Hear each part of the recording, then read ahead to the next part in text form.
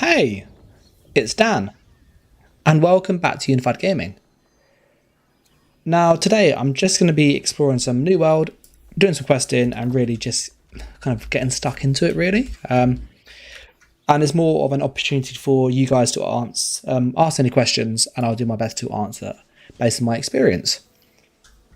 So, yeah, let me know what you think in the comments, and I'm just going to kind of just get straight into it, really. Yeah, when you go over to the syndicate place, this is where we are, like part of. I greet you in reverence.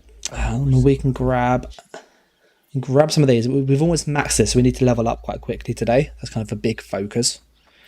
I just want to really quest and just get some stuff done. So I think we'll turn PvP off for the moment because I don't have the right armor. And yeah, we'll just see where we get to, really. So I'm going to speak to this man over here, get a quest, and we'll find out what we have to do next. I know this task can be described as nothing less. So he's given us already. The biomouth may hold the key to defending the settlement. It's this one here. So a view on map, we have to go over here. So we're going to have a bit of a wander and see where we get up to, really. For those people that are curious as well, I am still rocking the musket and rapier combo. It's really fun to play. It's probably not the most meta setup for PvP. It's very good for group play and good for one-on-ones, but you know, when you're outnumbered, it's probably not the best in my opinion. But it is a lot of fun, and that's kind of the main thing.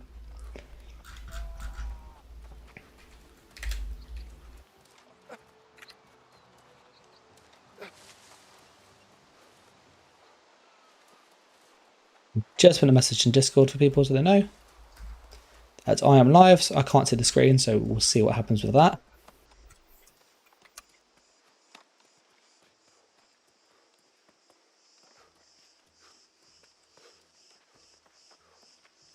A wolf.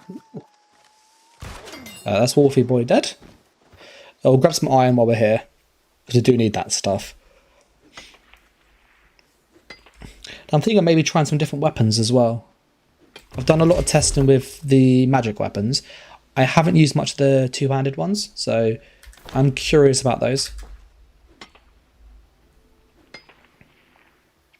And I'm trying to make money as well with selling stuff for crafting. Just shot the wolf in the head. Damage is great on a musket for that kind of stuff.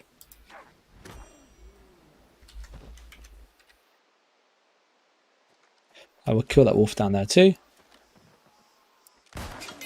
Yeah. We'll skin him, get some materials that we need. Reload our bullets, and then we're good to go. So we're 500 meters off our quest. We should probably pin it as well, to be fair. Let's pin that. So collect bile from Meadow Lake Fishery as a means to defend against the corruption. Talk to Balin Clark.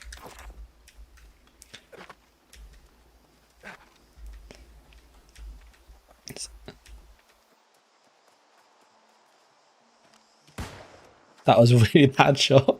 That was a really bad shot, that first one. Oh.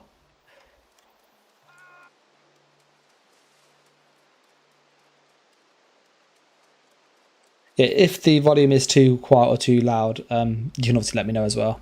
And I'll put some music on in the background now that we've kind of started. There's some music that should be playing. It shouldn't be too loud.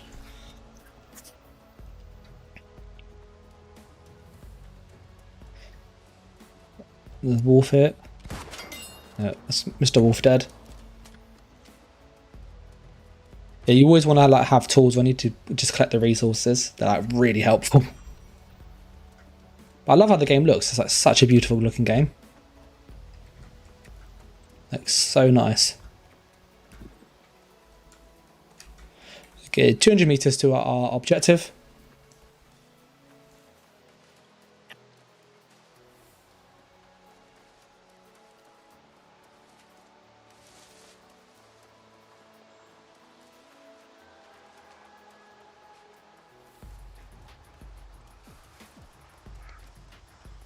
Yeah, these are little zombie people.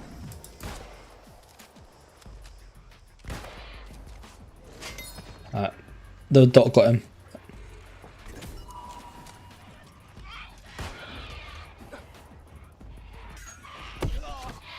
Jab, jab, go for our skill. Jab. Oh, look at that. So much damage. Simon did that. Oh, he knocked him out of the way for that shot. You're right, Simon.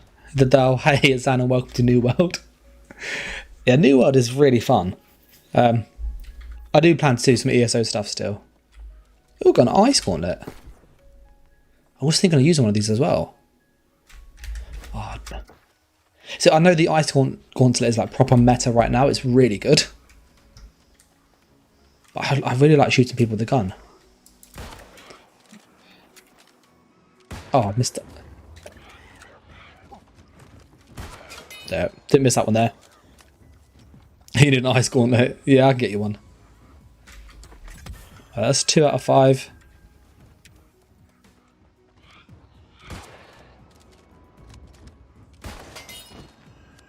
See, the damage on it is really good for the musket. Like, so much burst.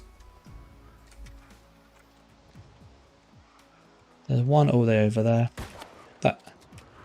Let's try and get him with a headshot. Oh, I missed that. That's a terrible shot.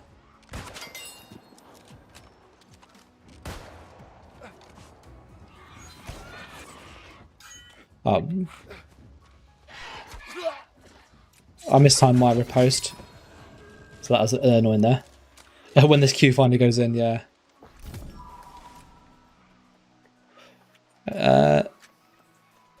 We've got a bullet in the chamber already.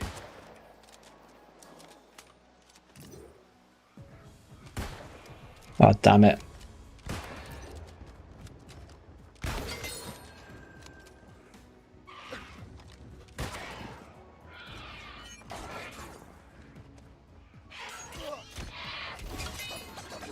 Oh, he's dead. Right, we'll reload with a fire bullet. I think we've done that one now. So we'll talk to some dude. They're back there.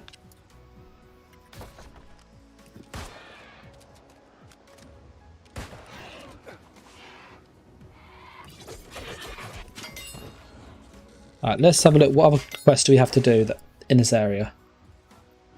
Well, a few of that. Okay, we'll go there next. That's our next place. So we'll pin that. And that's this way.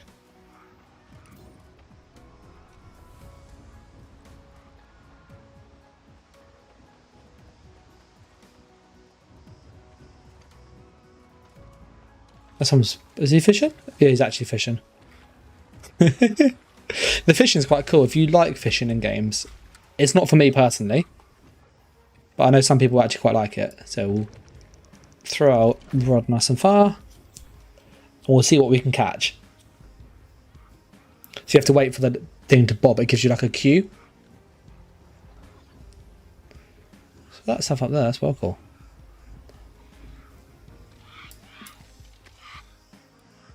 And you have to reel it in, but if the line goes red in that middle, it snaps. So you can't like pull it too far because it will just break the line. But as you can see, the fish like fights back, so it kind of loses progress. It's quite an interesting mechanic, much more interactive than other fishing things. We've got a medium perch for that. No, look at that. See, we caught a fish. I think that's as close to fishing as I'm ever going to get. So we'll keep our gun back out. You're right. Timer, I think it's pronounced. I'll probably butcher that again. I'm really sorry.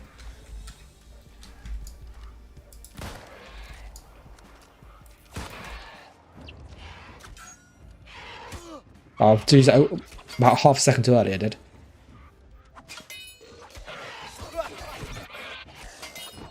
The damage on the rapier is amazing. Just like really efficient. Yep. Get back. I love the musket's damage.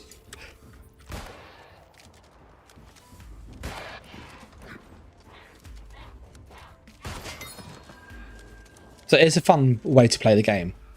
Oh, another drop. Take that. There you go. Well, and another one. What's in there? Hammer. We'll take it, but we won't. I don't think we're going to get much for it. So probably just salvage. I thought it was going to go ahead there.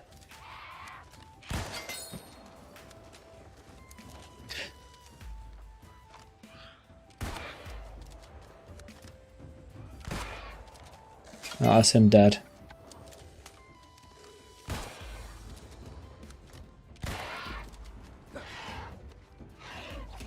Let's go for a little jab. We'll pick up all these stockpile stuff. I've got a bow, got some random stuff that I'm not too worried about. The bloated corpse of an adventurer washed up in the nets today, and the poor lass was neither dead nor alive. She was withered, missing an arm and her wits. Morrison had to use his fishing spear to pierce her skull and put her out of her misery. It is odd, for withered usually do not come this way. My instincts tell me this will not be the last withered we will see, and that as more lost souls wash up on the island, more will be made into fetid and mindless husks. I think that it's quite interesting, the lore. It's just very text heavy. So if you're someone who's not native English speaking, that's not what you do for your day-to-day stuff, yeah? I used that too early, I did. I think it could be quite hard to get the lore and actually understand what's going on. But it's good though. It is good fun.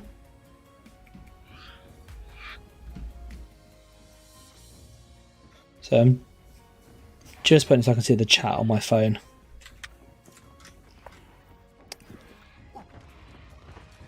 So yeah, what weapons have you guys, do you guys want to see? I'm going to sit with the musket for a while, but I don't know whether to change it up. So, I've used it a lot. But I do like the magic stuff, and I always play a mage in, like, RPGs and stuff.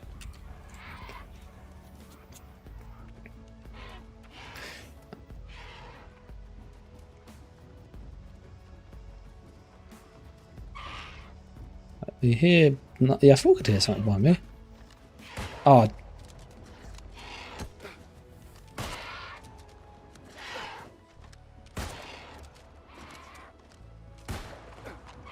You have to be like proper accurate with this, which I think is really good. I would like to roll a magic character. Oh, he ducked down last minute.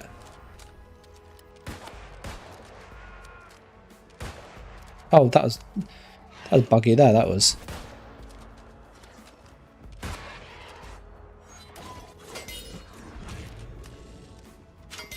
Yeah, what would you guys like to see? Weapon wise, I've got money. I've got 4,800 gold, so I have money to buy stuff. So I could try some of the magic things, or I could try some of the melee stuff. I personally like range. I like that kind of having that option. So I'd want to use maybe one of these. The scaling wise, I would, if I go with intelligence, I can use magic stuff, and I can still use a musket or a rapier. The rapier and the musket, though, they don't scale as well as the ice gauntlet and the fire stuff do. So these get like 60% damage with scaling, whereas these get like 95%. So I could use like a magic weapon and a gun or a sword with it, or I could use both magic weapons. Or I could stick with the dexterity and use obviously the musket and the rapier, or a bow and a rapier, or bow and a spear.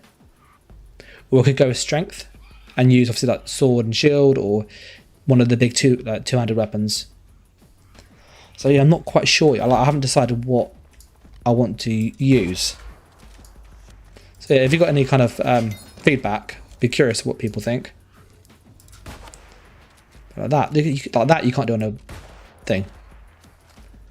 There you go.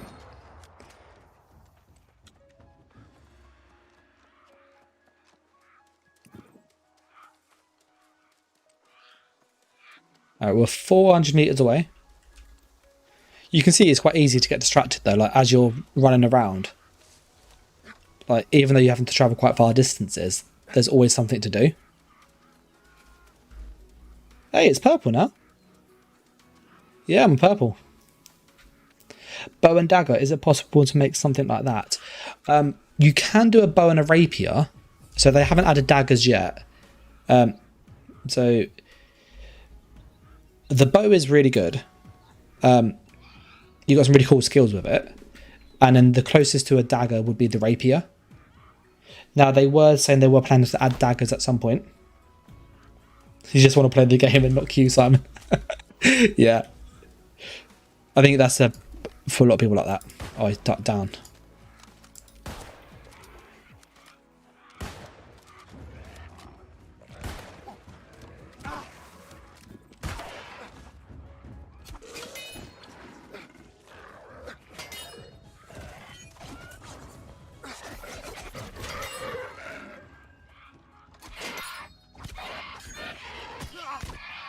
That's all of them dead.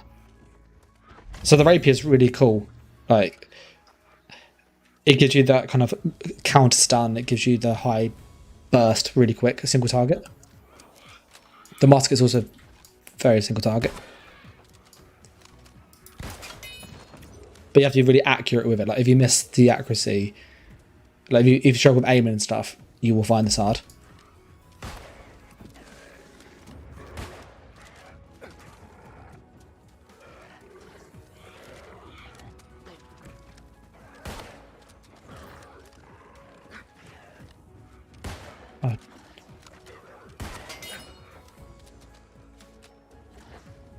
Oh, I think my son has actually woken up. It's my wife's turn to go deal with that because I did it earlier, but there's a chance I might have to go, okay?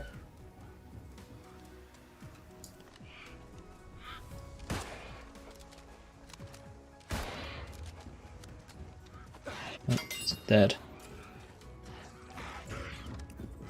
So if you hear Thomas in the background, apologies.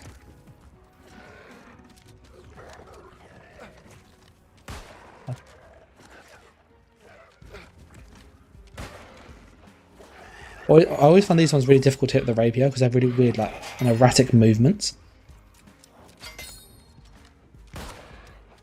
Whereas these ones are much more predictable where that kind of be, so you can kind of almost cue the shot up. Let's eat some food. There we go. The bow and dagger is kind of, it's bow and rapier is probably the closest you'll get. Time there, I think it.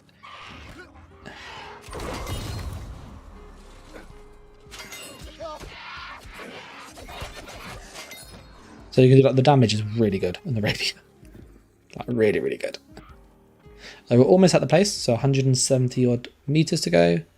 We've got a skill point to use, which is cool. I like how the skills work, by the way. For those people unaware of kind of the skill system, you get 19 points in total. So you can only pick 19 of these things. The two things at the bottom, in either side, you can only have one of them because these are, you need 10 up here. So you need 10 up here plus one, that's 11, which means there's just not enough points to get that one as well. But you can mix between the two trees. The ones that are linked to the squares are the skills. So these are your active skills that you can use. You can mix and match them and slot them in and out. I think someone's near me. I thought it was near me then. And then these are like the passives below buff that skill. And then all these other passives buff the whole weapon line. So when you make your like build and your play style, you often need to pick things that are going to complement how you play, because you can't have it all. So for me, I tried the grenade, didn't like it. Didn't like it. I tried this, the shooter stance, didn't like that.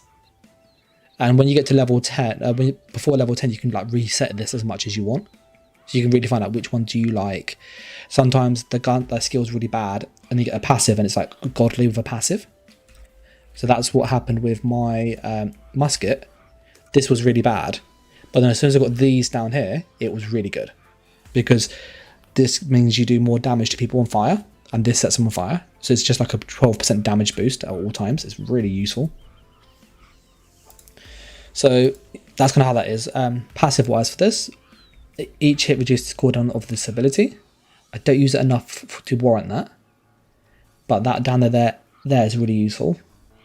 So you could go with red curtains. We don't need that really. that you're not going to use that enough to get enough from it. 10% more damage in sounds below 40%. I may use that. See, I could use that though.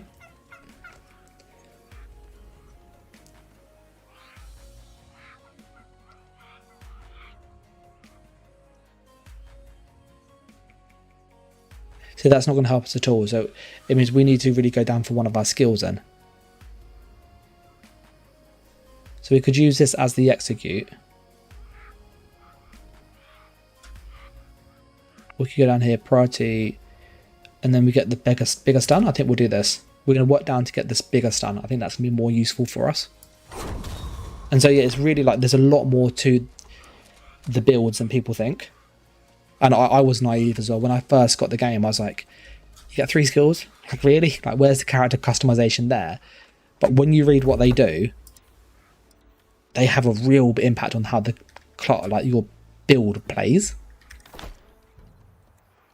So it's definitely worth like just having a little look and seeing what you can make. And you can also get things like this. This does cripple him, powder burn. Targets it with powder burn are slowed by 12%, by 11%. This can go up to like 25% as that trait.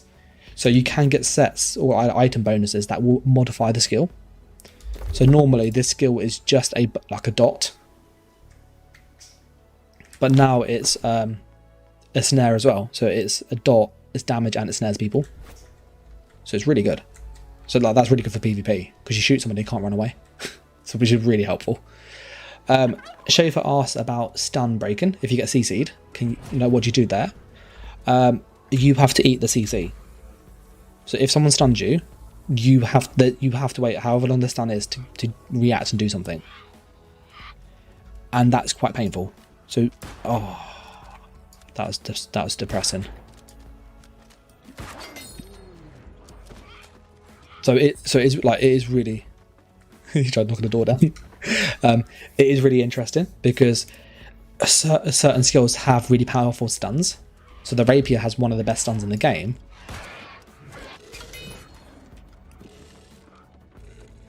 We both tried going in there. See that guy's got good stun too. Box of elixirs, we'll just search stuff basically. You'll notice the quests are very go here, get this, come back. It's somewhat repetitive. But the landscape is really nice to look at. And to be honest, damn it. There you go.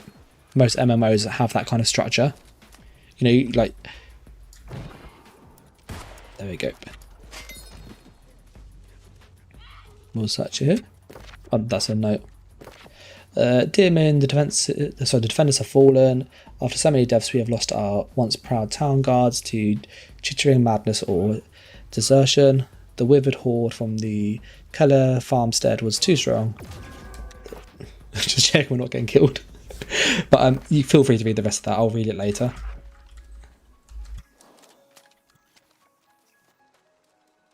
Let's pop in it. Oh, I'll use it too early.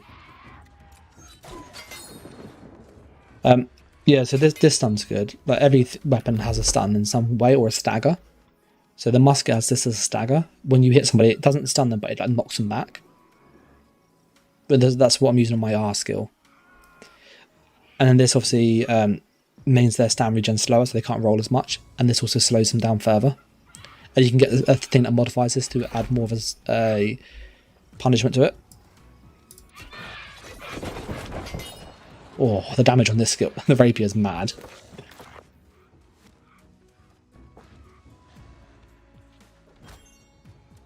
Just for reference, by the way, I've walked quite far.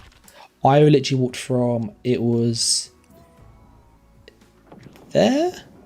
No, it wasn't there, it was around here, it was there. I walked from here to here, that's how far I walked in that time roughly.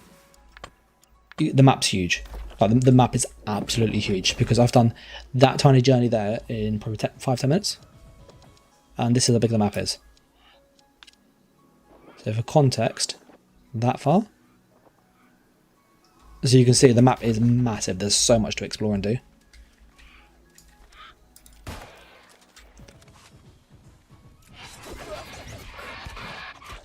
There, got him. The map it looks gorgeous. It's absolutely gorgeous.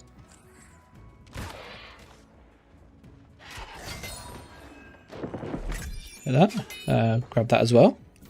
I think we've done this quest. Right, we'll reload our bullet. I always put the special bullet in because I like keeping it in the cart, like in the chamber.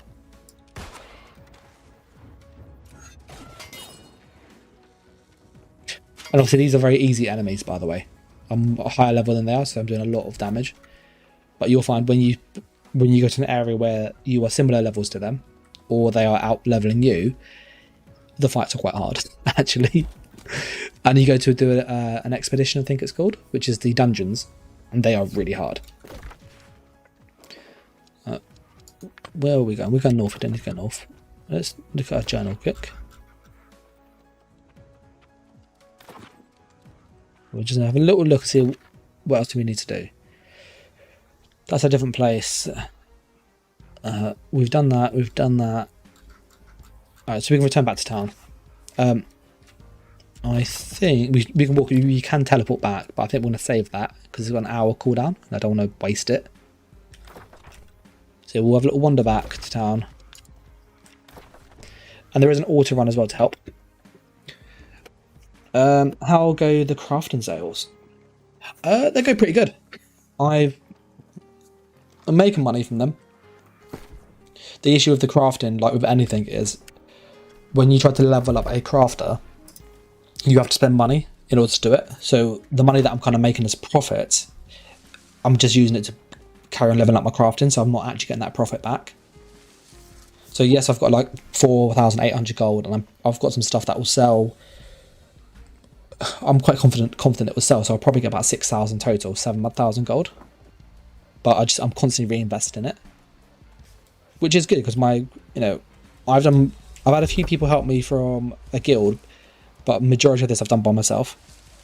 So like all of these refining, I've got most materials myself. All the crafting, I'm pretty much myself. Like this was 79 before people started helping. This was 2, and I got it to 48, and then someone gave me some stuff, which got it to like 49. So the crafting like is not horrific to level up, in all honesty, compared to like Elder Scrolls Online, where you have to, spend ages leveling the crafting up, and then spend ages. Oh, the wolves! Oh, that was a terrible shot, wasn't it? That was awful. That shot. God, my accuracy tonight is not there, is it?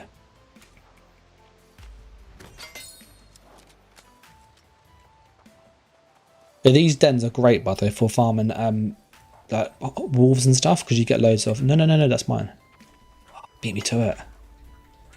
He beat me to it. Yeah, these are really good for farming. Oh, there's one over there. Just saw the silver. There's also the research on the ESO. That's what makes it worse. That you have to research the traits. Oh, 2 full diamonds.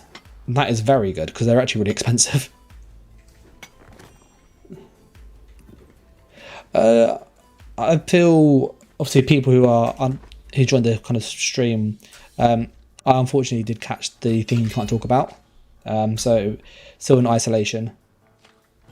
But yeah, no, feeling all right. Just tired and achy. Mainly tired, just not really tired. But there's not really much you can do about it. But no, beyond that, it's what it is.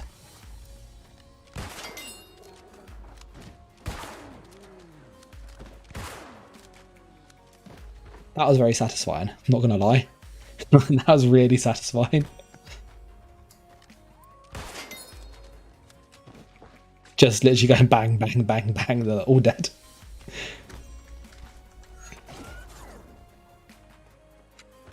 But you can see how easy it is to get distracted. Because there's just like so much to do. The auto run as well is a godsend.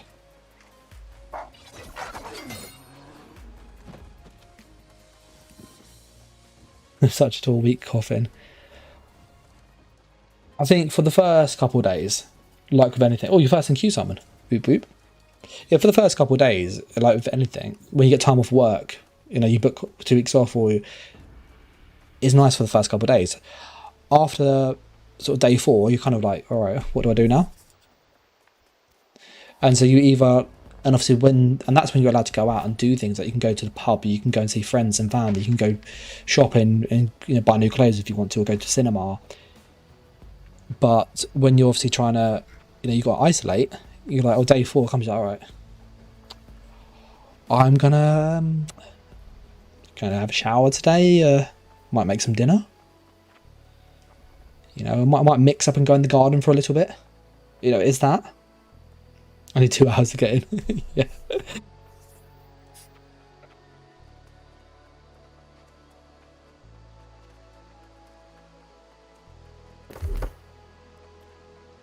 Musket is good. And then my next one's going to go here, by the way. That's my next one. There we get the little sniper scope.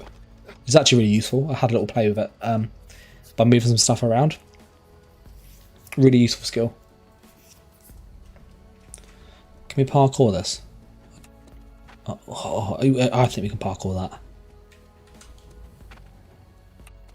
Yeah, look at that. Yeah, we can definitely parkour this. Well, maybe not that bit. Can we go this way? Yeah, we can. Oh, there we go. Look at that. Nailed it. Nailed it. I like thumb twiddling myself. Great new activity to pick up. Oh, it is a bit like that. And like with any game, whether it's New World, Elder Scrolls Online, whether it's Call of Duty, which I do play with my brother, which is why I'm pretty good with the gun. I can aim with it quite quick. There's only so much you can do it, and you kind of like, all right, I'm very relieved to see you. So, yeah, it's good though. Appearing in greater frequency. We must move quickly. I'll get some gold, get some Azov, get XP. It's the XP we need mainly. Corruption is most undoubtedly spreading across Eternum right now. We must find a way to keep it outside our walls. Alchemist Oliveira studied the old-cut medicinals and believes we are onto something. He thinks we can use the bile you've recovered to repel or even destroy the corrupted. Yes, an even more disgusting task than before. We soak this meat in the lost bile and... There! Now, take this and deposit it in the gruel barrels at the Ebon Rock Quarry. The corrupted will eat it and hopefully perish. Right, well that's our next job. So when you get back to town as well on this, you want to refine the materials. Like you always pick stuff up. So we're going to go here. Refine all the hide, 300 odd hide we have. That's not from this trip, that's just from stuff I had before. We've got 8 bonus, which is nice. Can have another level. We can make some leather. I have a lot of coarse leather, don't I? Damn. I'm going to only make 80 because I want to keep some of the lower level because it's quite useful to have. There we go. So we've got some of that. We'll go to the weaving and weave all our hemp. I don't think we have much of this though. Do all those. Yeah, 85. I went from 79 to 85 in that batch crafting, which is great. We'll pick up some more quests as well while we're here, and we'll turn in the other ones. I greet you in reverence. So we'll claim that. These 3 at the bottom are PvP ones. So you need to be flagged for PvP for these. And they're easy to do, but if you die mid-action, these get reset. Even if you've completed them, but you haven't turned them in and you die, they get reset. So it's always good being in a duo at least, because you've got a chance of surviving. I do a lot of these by myself, but it's obviously quite stressful, particularly when you're outnumbered. So I'm not worrying about that tonight. We'll grab these 3. We'll melt our iron that we picked up. We'll install all of this back in the storage place. Yeah. Simon's also going to jump in game 2, so I can obviously help him out. This is my storage, so that's getting better. No stone to refine. What about the wood? The craft system's really cool as well. I like the craft system. got 71 ore to now. One bonus. Nice. Let's make some steel. I need charcoal to get some charcoal. Oh, we only got a little bit of this, so we'll just turn that. You got 108 XP for it. Tiny. So that's all our refined materials refined. What does this guy want us to do? Have you spoken to Survivalist Lee? He hasn't said a word to me in some time. I don't know. Perhaps I was too harsh on the name. People remember the controls. I know I sometimes come off as a goldfish. But when you've loved and lost, it's hard to move on. Yes. The friend I spoke of before. Audrey Kelleher. She was more than a friend. I gave her my brooch. Recover the brooch from the Kelleher farmstead and give it to Adno. Maybe I will give him a chance. Alright, we're going to help this woman. She's got obviously a love issue. So, yeah, we're going to be sort of a love doctor now. I don't think it's going to work well. They're always the same quest, as you can see. It's like, go here, do that, come back. You can also get quests from the town board, which is up the top.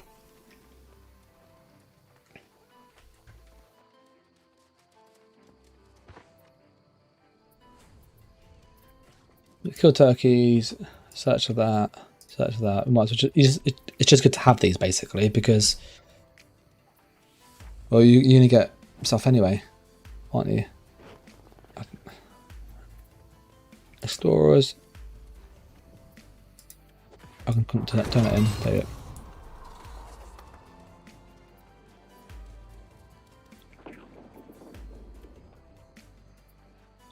go. These are they're staples to fetch quests.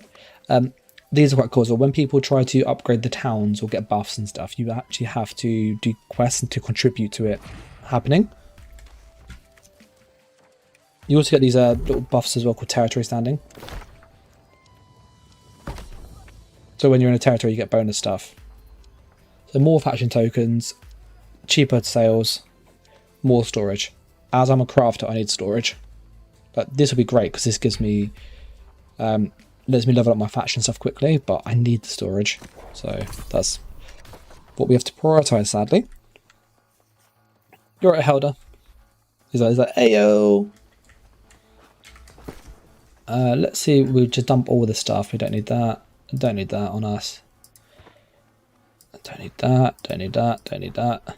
I've got silver ore to melt. I didn't even realise that. Oh, we'll go and melt that quickly. Yeah, my bank has 1,150 storage and it's almost full. Just look, it's all material. Like it's literally all materials. It's insane how many materials I've been collecting. So yeah, we need to make some food as well. Yeah, so do you think we should keep the musket or should we try a different weapon? With the musket, I have to pay for ammo. It's not that expensive now, which is good.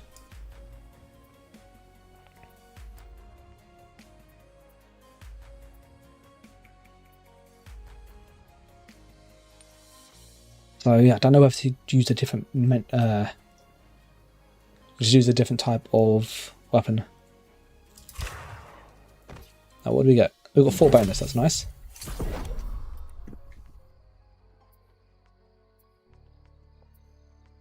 We'll use those. Probably just stick with the musket, keep practicing your aim. Yeah. I miss some now and again. Cooking's 25. We'll stop that there. We can make a garlic steak. What does that give us? These are like strength foods, trade foods, food components. So garlic steak. This increases our strength and dexterity by 4 for 25 minutes. That's quite useful. You need to make me a weapon first. Let me add Simon to the group, okay?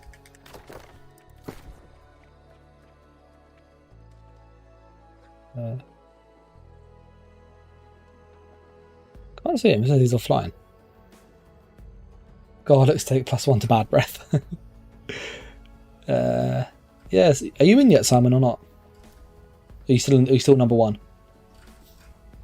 No, not yet. Okay. I was like, is he in here? I don't think he's in here. So let's map our route. So we've got to do quest up there, quest here, here, here, here, here, here.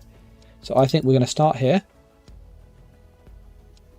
When you go there first, then down, then around, then up. Do a big circle and then teleport back. That's the plan.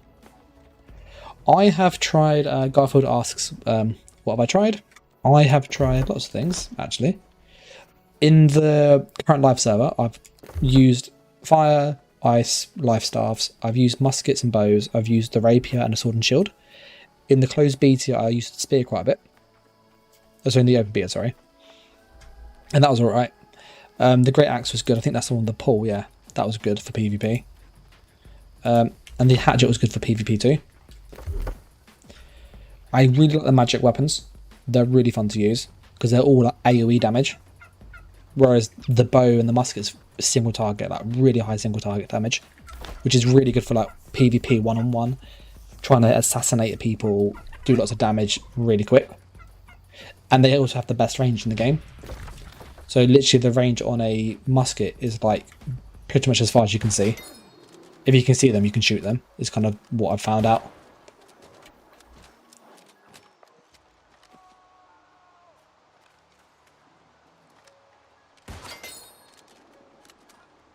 Yeah, it's a small one-handed axe. Oh, we've gone past that. We'll go up here. So yeah, I'm still trying to decide what to use. I'm just thinking, like, if I want to do 1vx, where you're fighting outnumbered, the musket is not the weapon for it.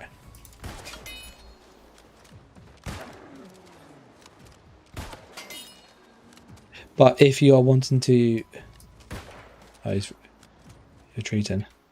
If you're wanting to kind of fight in a group, the musket is really good for hitting people who run away and stuff. Which,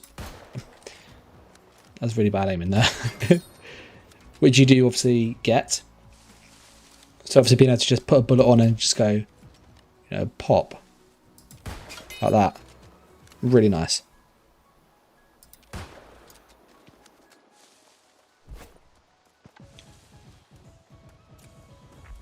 Oh, that's what I'm thinking. Well, I know, so in the open beta, I used the rapier and the ice gauntlet, and that is phenomenal for 1vx. Because the rapier has the high single target burst, which you want to pull somebody into an area and just nuke them, and that's what the rapier does. It's really good for that. It also has a counter stun. I'll show you against this enemy. So when he hits me, he does his skill, push my stun, and I take no damage, and I can counter whatever skill he does. And you can use this to counter other people's skills. So if they go to stun you and you use that, you can counter their stun with your stun and then stun them instead. It's really useful.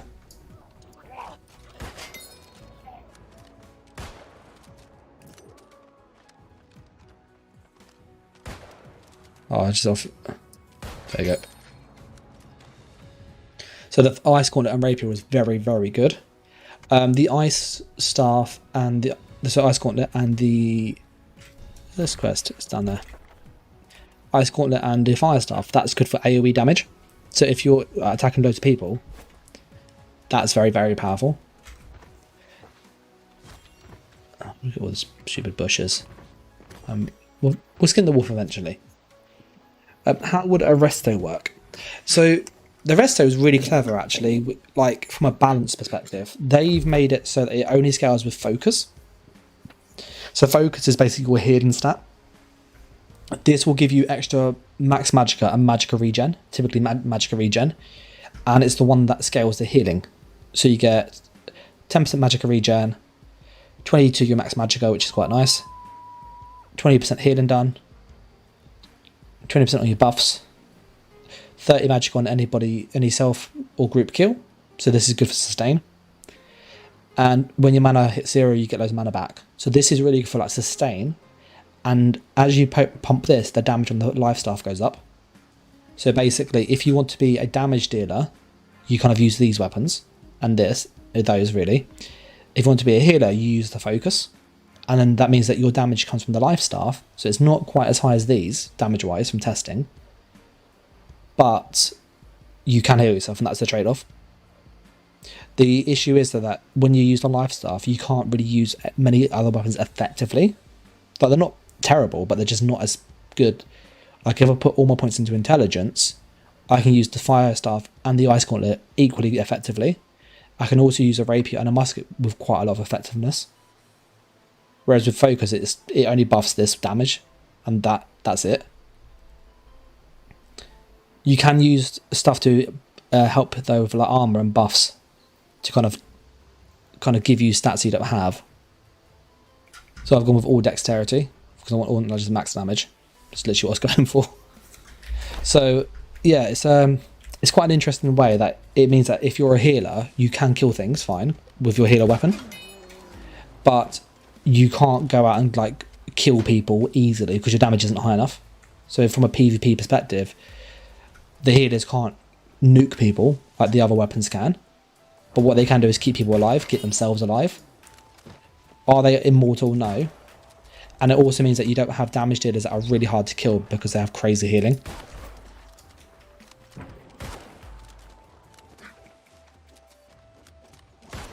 I shot it too early. That's what it stumbled. I've got to defeat these guys here. So I hope that answers the question, Helder. Like, you can use the restoration staff, you can make it work, but the other weapons just don't scale as well with it. There are ways to kind of bypass some of that. It won't be perfect scaling. So that guy's a tank. He is. You see the tank damage is very low compared to like my bullet.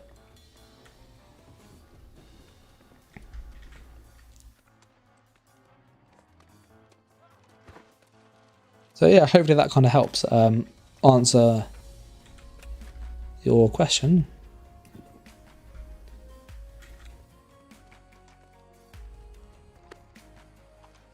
You gotta wait for these things to spawn back now.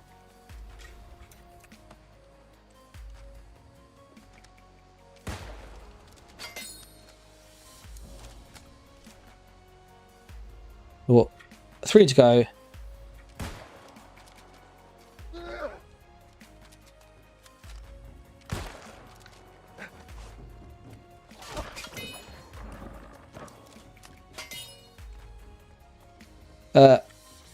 So the rapier, from what I've seen, 700 damage. That's brutal. That is.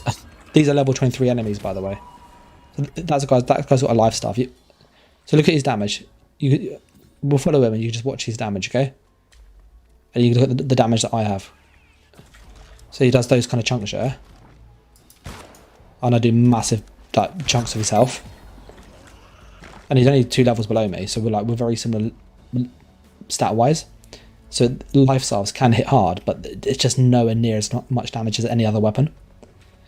To Helder's question about the rapier, first is a musket. We'll go down here next. That's our next one now. So not rapier and hatchet. Sorry, I'm making the guy paranoid. Well, no, we're safe here. The rapier. This is kind of about almost reacting to the enemy from using it. So the skills are all about kind of...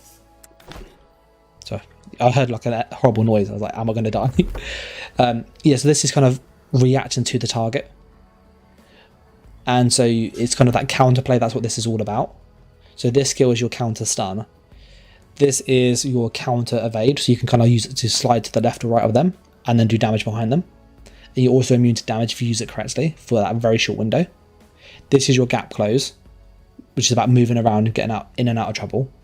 And it also acts as a kind of pseudo execute where you can use it for bonus damage.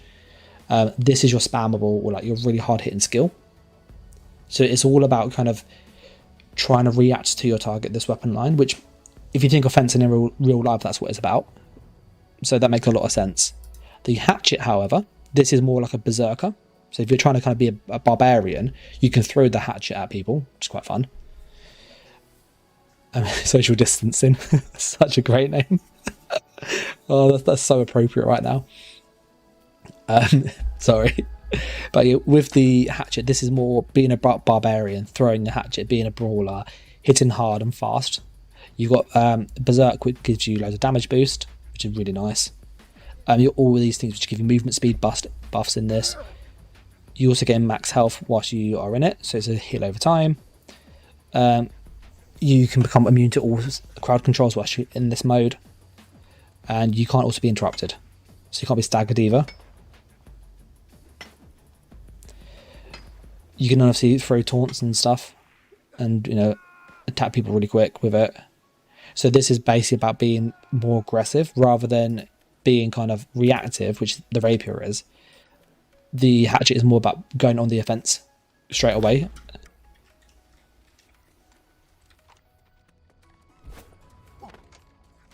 So yeah, I think it's quite cool. The way in which the weapons are, like they feel distinct, but they all feel viable. Like you can see when I use the rapier correctly, it does loads of damage. When I use the musket correctly, it does loads of damage. But if I misuse them, then they're terrible. And it's like that for every weapon. If you use the ice staff correctly, the ice gauntlet is phenomenal. If you use it badly, you miss with your AoEs. It's just terrible. Like it's a really bad weapon. And so it just gives you that kind of everything's effective and nothing's bad, in all honesty. So that way you can really find what works for you. I learned very quickly I don't like the spear. I used it, I did not like it. It wasn't for me. But then I've seen some people use the spear and they are so hard to kill because it has loads of stuns, loads of crowd control.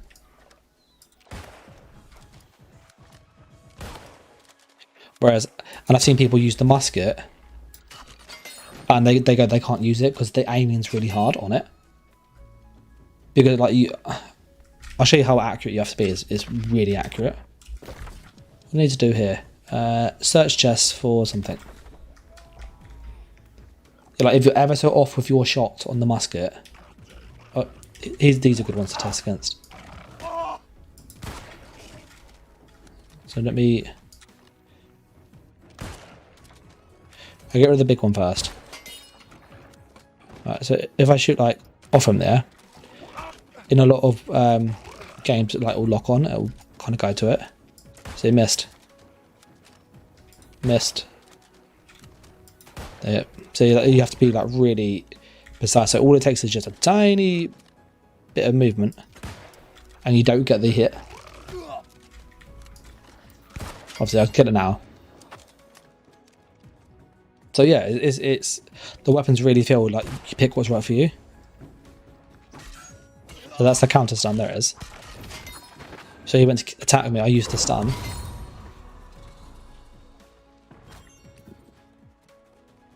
I also love how that's the DPS skill, that is.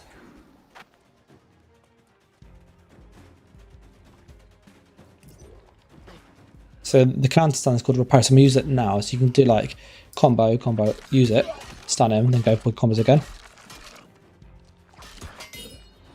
So really good. Any ZTV users? I'm assuming not. But yeah, I don't even know what that is, but I'm assuming not. I see, look, he moved, and literally all it takes is just ever so slightly for them to be off, and then you miss your shot. Our next one now is when you go over here. Oh, you're right, Sonny. Yeah, I'm feeling best for overall, just tired, but that's always the case. That was a great shot, that was. That was a bad one though. I even went backwards the other way.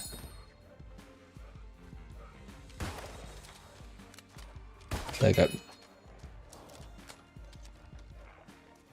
Oh, it's a third-party emote plugin. Okay, I haven't used much emotes, in all honesty. I obviously I do YouTube and stuff, and I make ESO videos. But I'm much more. I prefer kind of making curated content where you kind of edit the videos, you make the videos as concise as it can be. Whereas live stream is much more, let's just hang out and have a chat. Experience a game together type thing. And so for me, I haven't focused much on the emotes and stuff for it. Some people use it and they focus on that predominantly.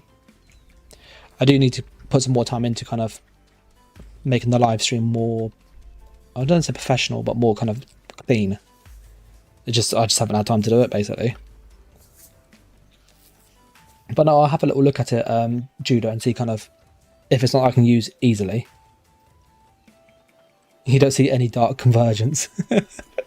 Yeah, Dark Convergence, that's a set in Elder Scrolls Online. The Elder Scrolls Online basically has armor that will play the game in part for you.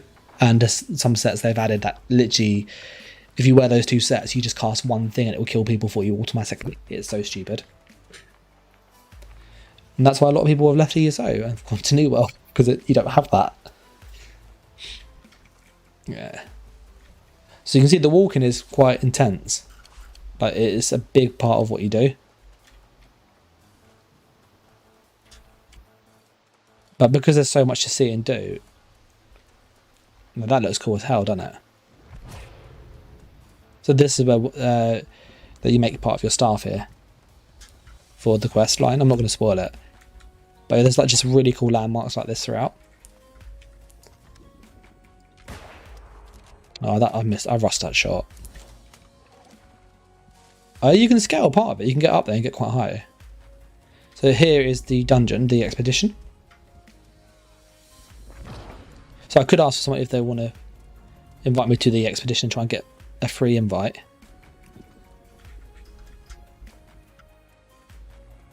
The queues are more intense, Dan. Yeah. Now we need to go there because I need to get rid of this stupid bug. There are a few bugs in the game that I've noticed, and that's on our way to where we're going anyway. Well, the game's not about the story massively, but some people like the lore, and you know, there is lore there. There is a story to it. Is the story, you know, a bestseller type thing? Probably not. But I think the story. I think from what I've seen, I've listened to the voiceovers from the NPCs. I've read some of the stuff. There is a story there. It's just it's hard to kind of get involved and invested in it. Whereas in things like Skyrim, for example, you get thrown into that and you get invested quite quickly. The Elder Scrolls Online, their main story, the base game story, you get invested in that. That's really good. You want to know what happens to the Prophet. You want to know what's going to happen to Sire Sahan and stuff. These are the corruption bits. So we're just going to trigger our event and then we're going to leave it to get rid of that bug.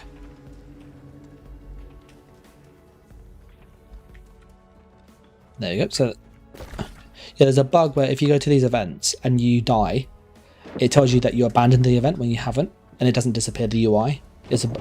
And then you have to kind of go to another one and then walk away, and it then gets rid of it, which is why I went there. So for anybody playing New World and you get that pop up on screen, that's how you fix it. It is something they are aware of and they will fix. But it doesn't break the game. It doesn't cause lag. Things still work, so I kind of live with that. You know, week 1, and there's any bugs like that, I'm not too worried about it. He's a high level kitty, isn't he? Die, Mr. Cat. Yeah. I think with the whole Skyrim though, like if you ever look at a MMO, so this is to Breedom, I think it's pronounced. I'm glance at the name. Beedism, I think it's pronounced. I might have butchered that, sorry. If you compare an MMO to a single player RPG, he killed Mr. Cat. The MMO is never going to live up to the same story as an RPG. Like, the issue that you have with an RPG was not an issue, is that you can impact the world. The world has been designed for you to have influence and change and choice. And an MMO, you can't do that. If you've got thousands of people playing on the map, playing on the world, if one guy picks what happens to this character, does the character die for everybody? You can't do that. So what you need to have is very much go here, do that, bring that back type quests. And every MMO has this style. The only thing I like with New World, which is what they do well, is you can influence the wars. And that's kind of where they've done the... No, queues aren't a bug, Simon, they just take ages. Like you can influence the wars. So if you go, I want to have influence on the game, I want to impact the world, you can, do the quest, you can fight other people to get the stuff, and then try and take over territories, and you can influence it that way. Equally, if you don't do that, you have this thing called corruption, and the corrupted people, if nobody attacks, they will actually attack the towns, and you have to defend the town. So if you want a server where PvP isn't a big focus, the enemies will attack your towns and they will destroy them.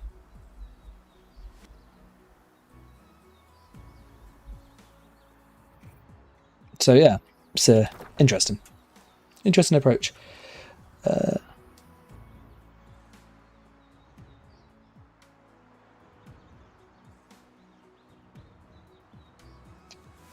Yeah, I haven't played SWAT, I think it's pronounced. I might have again butchered that. What do I need to do here? I need to kill the cats. All right, I actually have to kill cats.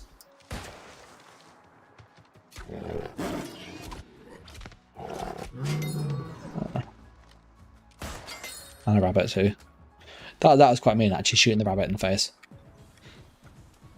And harvest. Yeah, that is normal, Simon. So what if you're a new player to New World, they have 2 queues. Toby's gonna look at you strange. Yeah, Toby's my cat. I love him, but he's, as I explained to somebody in Discord the other day, he's kind of that guy you'd go to the pub and you know him and he's like, oh, you're right, mate, can I buy you a pint? And you're like, oh, is that the time I've got to go type thing? Like, you'll say a hi, but you wouldn't want to spend much time with him if you didn't have to. And that's Toby as a cat.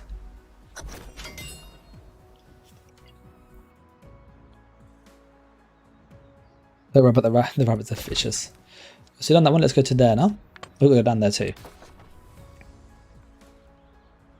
That's so mean. You can also crawl and stuff. Manty's in. He's made it. Oh, he's made it. Let's...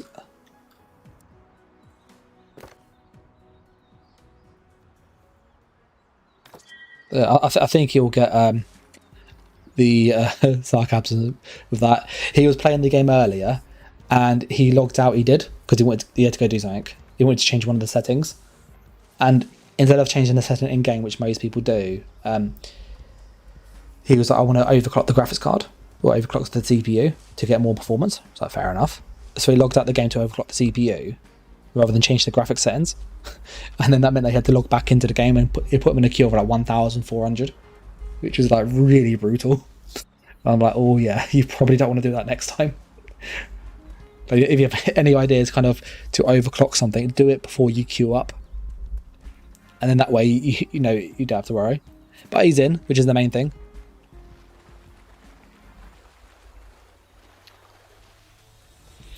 The thing I was going to ask, obviously, Shofa, you've played SWAT, I think it is, and so has BDism, I think it is.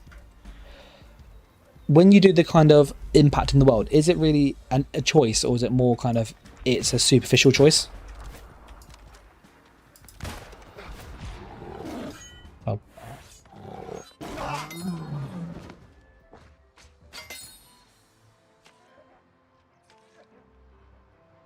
Yeah, but when I say a superficial choice, in the Elder Scrolls Online, for example, at the end of the story, you get to pick a character to kill. That is what it is. Most people who follow the channel, they've completed the story. So sorry if that's ruined it for people, but that's what you do. You pick somebody to kill, and they've disappeared. That's it. So it's a big choice, but it actually doesn't impact the world whatsoever. And nothing changes. Like, you can literally go into world and go, did that change or did that change? And so you can't really see the action, the result of your choice. So is it like that? Where it's kind of like you get to go and go, I'll get to choose who lives or who dies, or I'll get to choose what happens to this character, but afterwards you can't actually see that choice followed through. There's no kind of repercussion of that choice. Oh, I pushed the wrong skill there. Yep.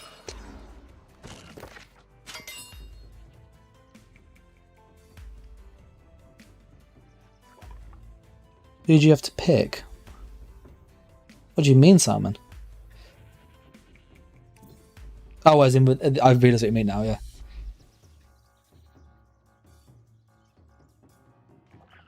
I'm just having reading of the chat. It's okay, somebody come back to life.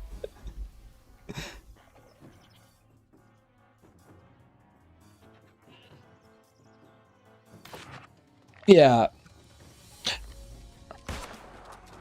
I guess Elder Scrolls has that somewhat. You know, like when you do certain dungeons and stuff, they tell you little things, but it's not massive. And I still say that's superficial. Like, it's cool going, oh, like when in Skyrim where you're the Dragonborn, they go, oh, so you're the Dragonborn, and you're like, yeah, that's who I am, man.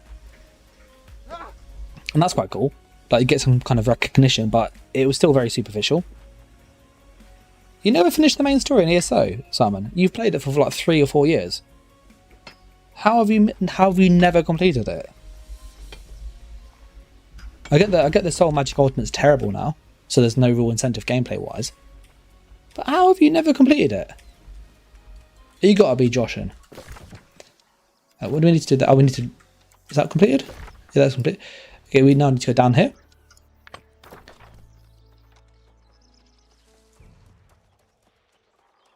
Yes, it was Soul Magic Ult. So that's so sad. Oh, it was so good back in the day. But I think it's the difference in game type. Both are RPGs, but one's online, so you can't give players that choice where you really feel like you're shaping the world. The only way to do it is to branch the community, where you must have 2 servers. Everybody starts on server 1. When you complete the choice, you either then go to server 2 or server 3 afterwards, and that so you can see it that way. But you split the population, and you can't do it. It's not sustainable. So I think if you are looking for kind of a how can I change the world? How can I be impactful? I don't think there's an easy solution in an MMO.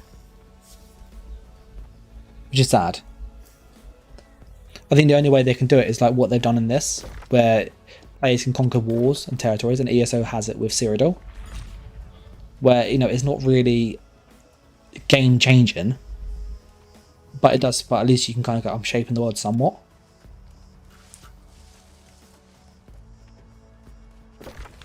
At least with this, like, if you own the territories and you own the keeps and stuff, you get bonuses, which you feel that. You're like, oh, I helped capture that keep, and I'm now getting this 5% XP boost everywhere on the map. That's really helpful. Or I've captured this fort and I get 50% travel cost reduction for me and my whole faction. You know, I've helped everybody. Yeah, that's really rewarding. But beyond that, it's the same stuff. The only way they could make a let's impact the world is when you have kind of a community goal. Kind of, you know, the community vote on what could happen. But yeah, you're right, Sprout. The pot, and he said, that's Cadwell, that is. BDM. If I am saying the name wrong each time, just let me know how to pronounce it in chat. Yeah, Cadwell's great. I like Cadwell. He was one of my favourite characters, actually. Mad as a hat. He made me think of the Mad Hatter from Alice in Wonderland. That's kind of what... It felt like that kind of character was based on Lewis Carroll. And they even have the Tea Party referenced, where he has a tea party with some crazy stuff in Buddhism or Bowdism. I'm assuming it's bow like in Buddhism, like you draw a bow. But if it's bow like you take a bow, then yeah. No, Cadwell was my favourite. I really like Cadwell. Yeah, bow like in bow and arrow. Yeah. See, English is such a complicated language because you've got all these weird. Obviously, I teach, so I have to do this at school. But you have like all these weird kind of oddities where you're like, oh, it's like this, but it doesn't work like that in this context. Or we might say you've got lots of idioms as well and things that people say that just logically make no sense. You go, oh, well, you know, it's raining cats and dogs outside. And you're like, no. What do you mean? That doesn't make sense when everybody knows what that means. We need to search some chests here.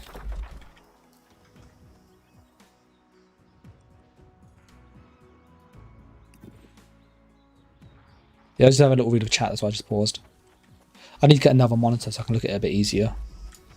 Look at see, look, that's how accurate you have to be, like, because obviously the bullet has to travel left, like over his shoulder. Oh, there's 2 of them. Go over the counter. Just hold a bag for 1,300 there.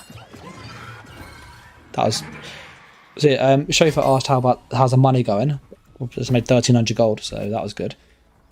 I spent of 500 for about 700 to make it. So I made about 800 profit, which is good. You know, money. I'm not going to say no to that. Let's use one of our rations. These give us like passive health regen, so they're really helpful. So cha-ching! ESO does have some great voice acting though. Yeah, 100%.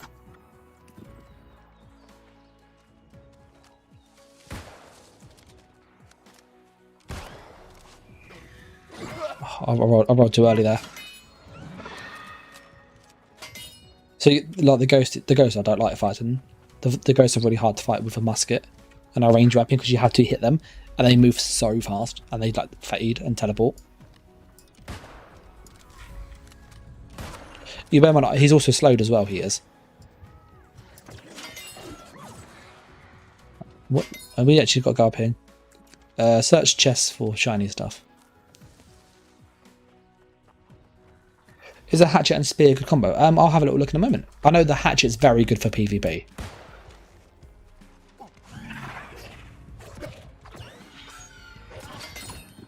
I just saw my other bag. There's another 1300 gold. There you go. Oh. I got stunned. See, I got stunned. And that's what happens when you get stunned.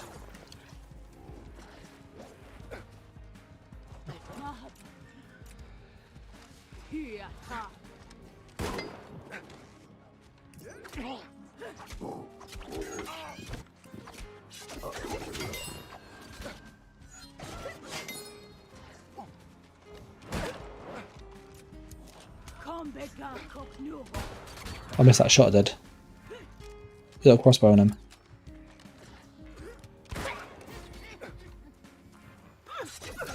There you go. Managed to kill those. That was close though, wasn't it? That was like you can see, like that's how fast-paced the combat is. And PvP is like that on steroids, basically. Oh, this is Boss Kosu boy. The guy turned into an ice.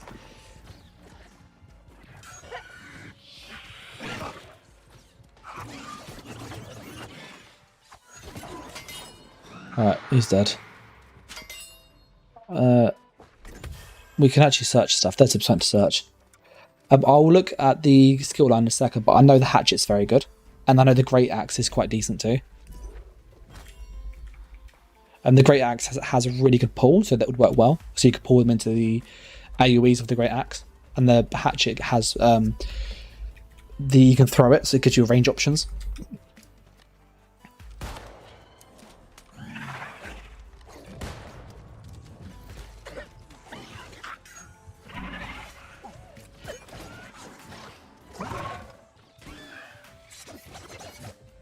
Look how fast that ghost is. That ghost is so fast. Like, so fast. Rapier is greater than Ghost. So he's flagged for PvP. Like, these shovel things are really annoying.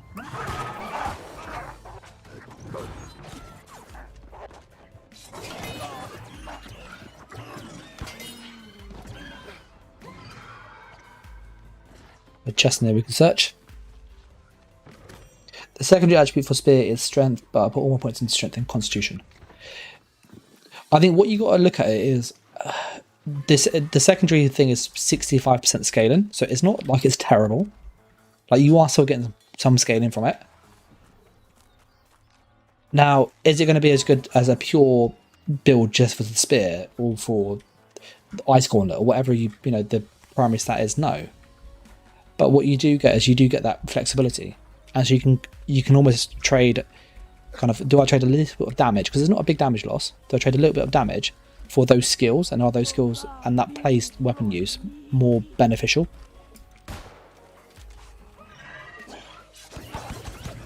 That's what that, look at that rapier thing is mad.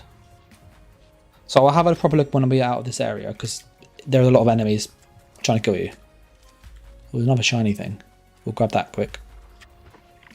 We need to use our food as well. No, no, no, no, no, no, no, no, no, no. No, leave me alone, leave me alone. Ooh.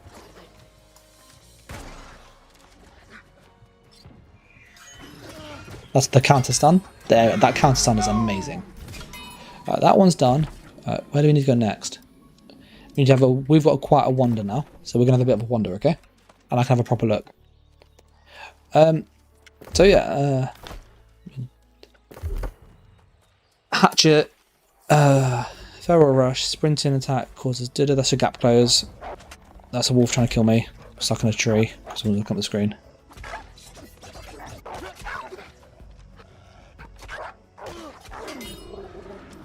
Load my cartridge up. So I look again. I'm trying to.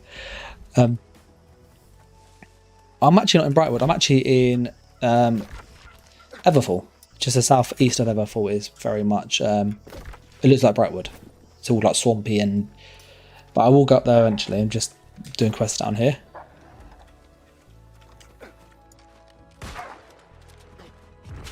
Just 100. That's 171 gold there. So see, I'm making bare money. Like lots of money for my crafting. Yeah, so I now have 7,600 gold. I had 4,600 at the start of the stream. So I made 3,000 gold just from stuff on the market. We'll sit down here where it's safe. There you go. How are you making so much? Basically, what I looked at kind of on the market, what people are selling, and I kind of undercut them ever so slightly, or I match it. And I also used my initiative and bought all the cheap stuff. So people had loads of like skinning knives for 10 gold. I bought every skinning knife that was 10 gold. So there's nothing else on the market that was cheap. And then put them all back on the market for like 300 gold each. So then when somebody looks at the market going, oh, how much is it worth? They go, well, if the cheapest one's 300 gold, that's what I'm buying. And you make the 200 gold profit. So I did a bit of that with the weapons. I also did some of that with the crafting. So I'd buy the materials or farm the materials and make the weapons, the tools myself. The tools are the good like money maker because people need tools. So these are like consistent ways to make cash, as is the fishing rod as well. So I made a lot of money from tools, and I'm also making money from selling bags. So I buy the rune from the faction person, make it into one of these bags, which I've got good craft in, and then I sell the bag for like 1,500 to 2,000, making about 1,000 profit, give or take. Well, it's 1,000 profit minus material cost. To your question about the great axe, yeah, well, you got to bear in mind that my engineering is 82, so I've spent a lot of money and time getting this up.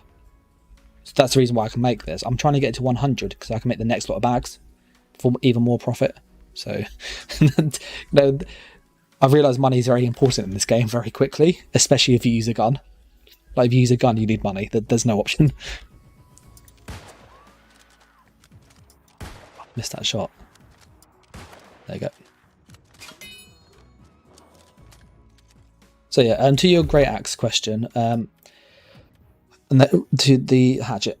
Hatchet is really good in PvP. I've seen everybody use this in PvP who goes into melee. It's normally that plus a two-hander of choice typically, because it's got the range option which you need. If people run away, you can still throw it and stun them or do damage to them. So this reduces their damage, their armor. Sorry, so you do more damage to them. So it's a great opener. You then have social distancing, which lets you you throw an axe forward and dodge backwards. So you it's kind of like a it's like the evade bow. It's like this one, evade shot. So it's basically that. You don't have the infected throw, which puts a dot on them. So you got basically like ranged stuff that you can use. But the main part is like this stuff here. Like this is just you just hit them really quick. And obviously each one does 90% damage, which isn't loads. But if you literally run up to someone hitting the Raging Torrent, it does so much damage.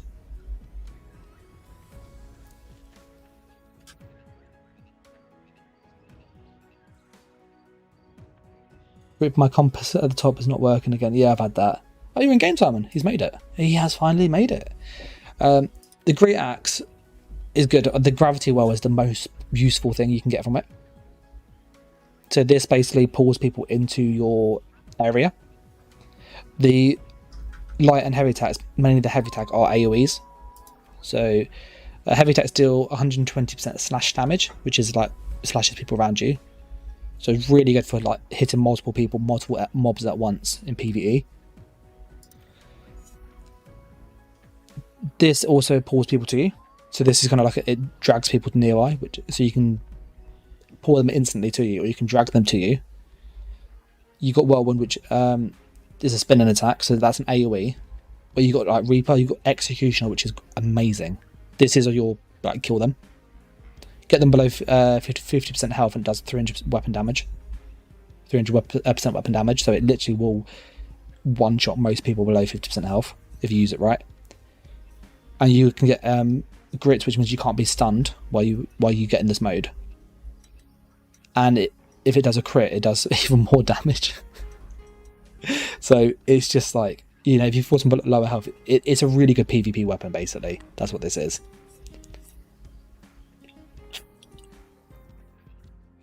And the charge is quite nice as well because it helps you get in the fight.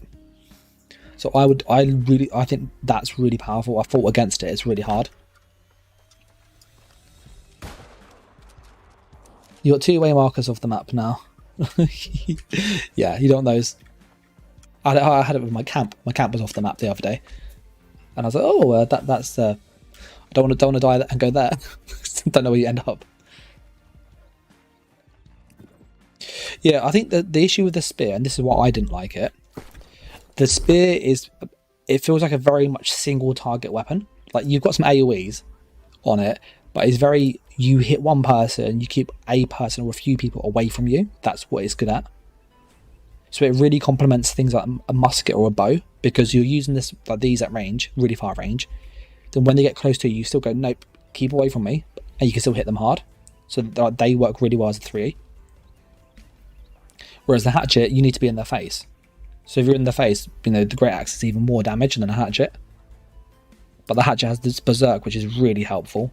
Like really, really useful, because you can close the gap. You get some really good buffs from it. You get healing as well. So this is why the hatchet is such a popular weapon, because it does it all. You've got damage, healing, and buffs. Also, a new bug today. Auto walk stopped working, but I had that yesterday or the day before. It was really annoying. So Simon's in game. Let's see. Oh, damn it! I hear a cat. Bad kitty. Yeah, so I love that riposte stun. It's so good. Now that I need to switch, what are your favourite ways to level weapon skills then? PvP. PvP is by far the quickest way to level up a weapon, from my experience. If you get into a good fight, I don't know how the XP scales, but it seems like they have to do damage to you and you damage to them, and the more damage that you deal to each other, the bigger the XP reward is. So I had it where I was fighting somebody, and he shot me a few times. I shot him back a few times. He then ran away. I shot him, I think I landed a shot about 150 meters away. I was with my mate, and he was like, what the heck? It was a really good shot. And he died, and we gained 700 experience for our weapon, which for killing one person. That fight took about 4 or 5 minutes to do.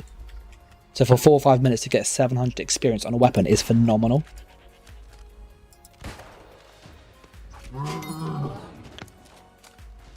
So I would say PvP is a very good way to level up weapons. The issue is, it's like with anything, if you die and you find it hard, you're not going to get the experience for it, are you?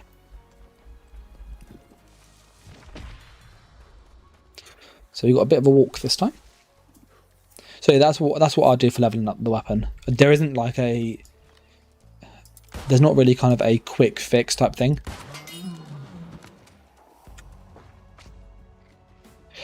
Oh, I think a lot of people, from what I've seen, it depends on the zone that you're in. A lot of people have bought the game to experience the mechanics, to get familiar with the weapons, to get familiar with what they want to play. And I, having played the game in open beta and played kind of New World, what I can say is the weapons become much more impactful the higher up you are. And so as you kind of go higher up, it changes how the things play, because it has to have more of an impact. So for a lot of people, they're just experimenting. They're going, what weapon do I want to use? What am I going to work? And then you also have a lot of people going, I just want to level up the crafting. I want to get the resources. I want to refine. I want to make stuff. So you've got a lot of people that are wanting to do this. and a lot of people that just want to level this up and find what works for them. So those are the majority of the people, in all honesty, plus the questers, which I think, you know, as soon as these people know what weapons they use, they're more willing to go, I might give PvP a go. As soon as the people have the trading done, they go, well, this is all crafted and stuff. What am I going to do next? So I think, from what I've seen, it is a mix of just people being busy. I also noticed as well, these starter zones were really popular to begin with, and then the PvP's now moved into the next set of zones. So there's a lot of fighting up here. You can find quite a lot of PvP in these areas. So if you're trying to do the PvP quests in the low level zones, most people have moved on to the higher level ones now. So you probably want to do that for PvP. I personally think Splezza asks, am I done with ESO?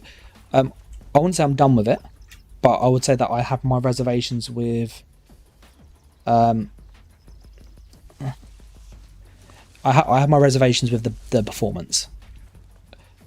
In my experience, ZOS has let performance get worse and worse and worse, and the game doesn't work. You know, this doesn't sound daft, yeah, but if Elder Scrolls Online just released, in its current state as a new game, in beta, people would accept it. They go, oh, it's in beta, you know, it's gonna have performance issues, it's gonna have bugs. But when it's an established game that's 6-7 years old, and you still have bugs that are in the game 4 years, you got performance issues that have been plaguing the game for 6 years, and then you look back on some of the content from years ago when the game first came out, where it was running smoothly, there wasn't lagging at all, there were bigger fights, there's more people in the same area, and it worked. It makes it really hard to go, can I invest my time in that type of game? Knowing that the developers seem very focused on just cashing out. And you look at the most recent changes they've made. The whole armor vendor person, so the one where you get to make loadouts, they've basically said, look, people on console, you can't use add-ons, so we'll make a merchant or the armorer this person. We can make your own build. You can save the build, you can load it in and out. Great. But they give you 2 build slots per character, and you also have, in order to expand it, you have to buy an extra slot, but that extra slot is per character. And because you have 6 classes on there, you need to buy at least, you know, most people need 2 or 3 of those per character, potentially. You know, it's just a massive cash out. And that's what really frustrates me, because I'm like, everybody I know that play ESO, they use ESO Plus, which is a paid membership. And you go, people are paying monthly for this game, and nothing has changed in, you know, the year of performance. It got worse. You know, the year where they dedicated it to getting performance better, it went downhill. That makes no sense. So, you know, after that kind of sort of mini rant, I'm not going to say I'm done with ESO because I make content on it. I know people like that game, but I'm not going to be putting as much time into it as I have been. And I'll probably be making videos more in kind of, this is what I'm using, or this is what I will use. And kind of giving people, you know, based on my understanding of the game, the sets, how the PvP feels, I would run this. Or it'll be, no, I've run this and this works. I'll do testing on PTS still for like snipers and stuff and things people like. But it's not going to be something that I'm going to want to, you know, get home from work, turn it on and play, because it doesn't work. It's frustrating. So I hope that kind of answers your question. As for kind of the PvP New World or ESO, I think the PvP on New World is better. In all honesty, it's much faster. It's more skillful, it's faster paced, and you have to commit to your actions. So is it like, I've missed those shots there, you have to be like bang on. I'm missing on purpose, by the way, but like you have to be like bang on, because there's no like aim assist. So if I actually want to hit him, yeah, I can. So PvP is significantly faster paced, and so if you're somebody who likes, you know, PvP that's kind of fast, but not like kind of life or death if you make a mistake, ESO is probably better for you. But if you're someone like me who likes to be able to counter people and to react to people and respond appropriately, stupid ad.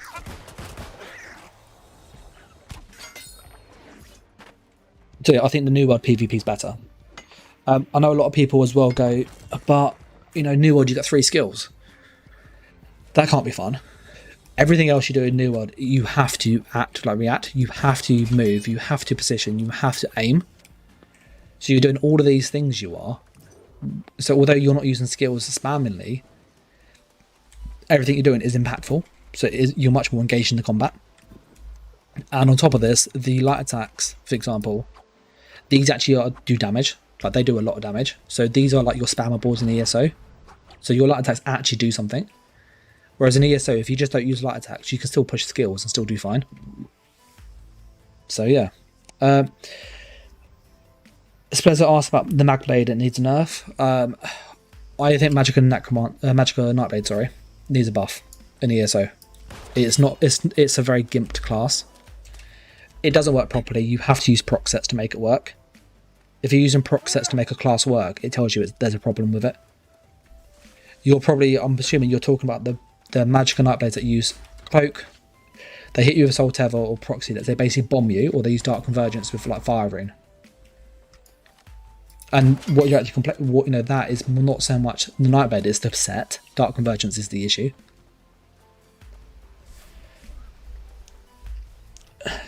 DKs, I don't think they know how to balance ESO, in all honesty. Oh damn it! So when they get really close to you as well, there you go.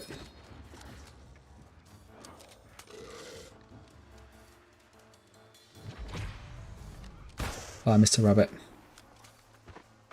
So yeah, no, I think it's I think Elder Scrolls Online is good, but I don't think they know how to balance it. And I don't even think you can balance it. You know, if you go through and have a look at how many sets there are in the game, like how many sets that people, you get to choose from and stuff. The sets are really powerful. They do things for the player. And so you go, well, certain sets really complement certain classes. If you are a Nightblade, Calordrian's Legacy is phenomenal on ESO because it's just free damage. You can gank. You don't need to worry about defense because you've got Cloak. But you chuck that on something else. Mag DK, it's okay. Chuck on a Templar, it's okay. And there's lots of sets like this in Elder Scrolls Online that are like that, where they're really potent on certain classes and not on others. And then if you're trying to balance the class around the sets, you can't ever get class balance. You need to balance all the sets first and then the classes. But they've had 3 years, this team, 2 or 3 years in charge since Necromancer's come out. I think it's the same team, and they've done nothing to fix it.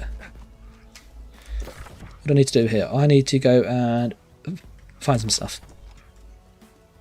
So yeah, I think that's literally, I think that's the issue. And then you look at the next patch. They're going around in circles. They're making proc sets crit.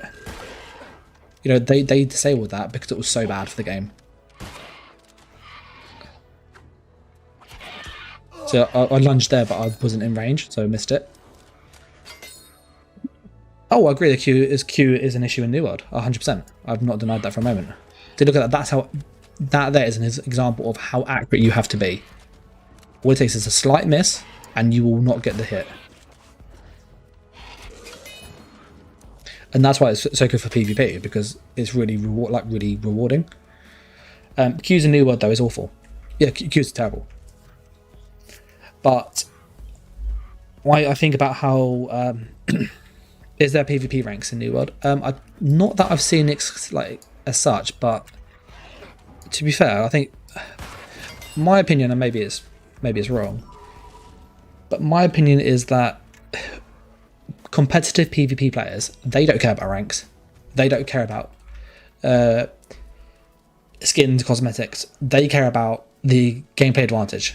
What can I get for a gameplay advantage? What can I use to make me stronger? What can I use to get an edge over my opponent? Because that's what I do as a PvP player. That's what I do. I don't care about am I tier 5, am I a 5-star general? I don't care about have I had Emperor on that character. I don't care. If it's can I wear this set to get an advantage? Yeah, get the set. If it's can I use these skills because they're really busted? Yeah. And I think a lot of PvP players are like that.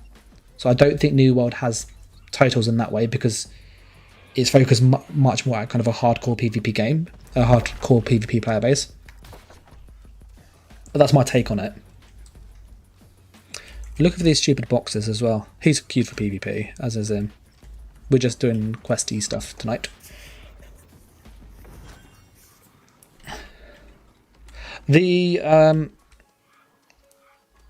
I think the queues will get better though as pleasure, and that's for anybody watching. By the way, if you just look at Amazon's track record, just for 1 week alone, this game's been up for 1 week. Yeah, they've released with capacity for 170,000 people. They realised that was not enough space, so within a week they've added, just on the EU servers alone, because I counted, so just on the EU servers they added 44 servers. That's 120,000 slots for EU players they've added in a week because people couldn't play the game. You know what they've done in this 1 week, yeah, to try and get people in the game is more than what Zoz has done in 4 years. I'm like, if they're doing that in just week 1, you know, they're putting the money in, they're trying to make it work, they're trying to get people to play because they want to play. You know, it does give me confidence that going, actually, you know, I like the combat, I like how the game plays.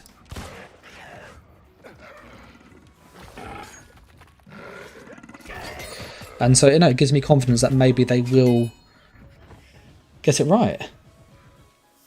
Maybe they would get it right. And I think as well, there's a lot of people who play ESO, like myself, and the content creators that played it and was just like, yeah, sod this. You know, it's not working. Chris for ESO's left the game. He's just like, I'm not making ESO ever again. Literally, he's just like, yeah, it's not for me.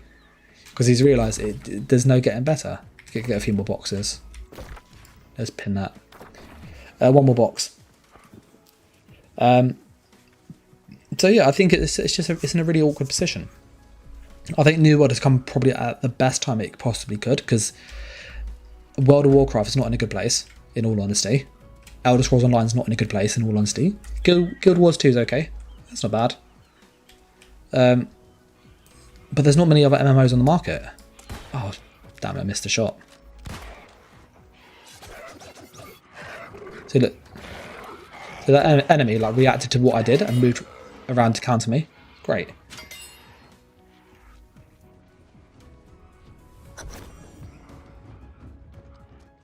We're lagged out. Is there a PvP queue for New World? New World's PvP like all the time. Like if you want a PvP, you literally just put toggle PvP.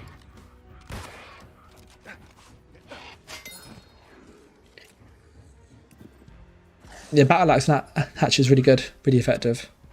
I like the range weapons. Oh, he's just he was running back. So look at that. That was like just over his shoulder. That was.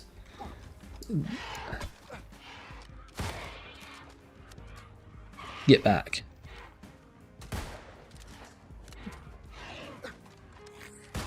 There we go. I wouldn't say. Oh, Fenresh has quit as well. Mad Shadow Man, I think, yeah, he's quit too. I'm considering it. I know Nice ESO, he plays on PS4. He's also said about quitting ESO. He hasn't even got New World to play, but he's just fed up with the performance.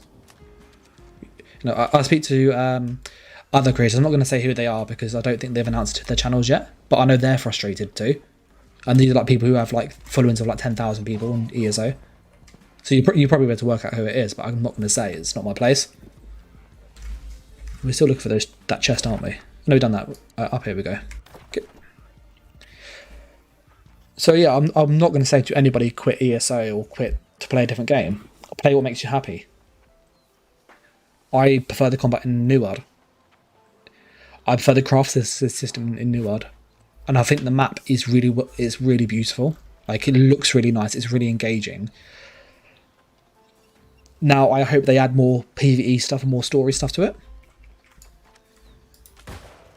Oh, that was a terrible shot, that was. Absolutely terrible.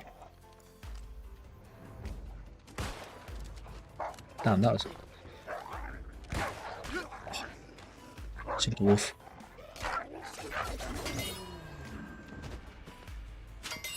So yeah, Dan, when buying the weapons, what am I looking for? You will not have enough money for the weapons. They've gone up in price like massively. So I can come get you some, alright? You want anything that's just your level to begin with? That's the main thing. Just buy an ice gauntlet that you can afford. I can give you some money if needed.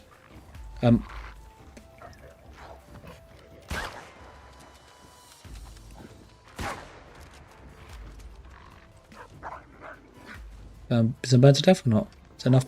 Yeah, there is enough on them. But you know, if you like the game, just play it. Yeah, as long as it's your level, that's the main thing.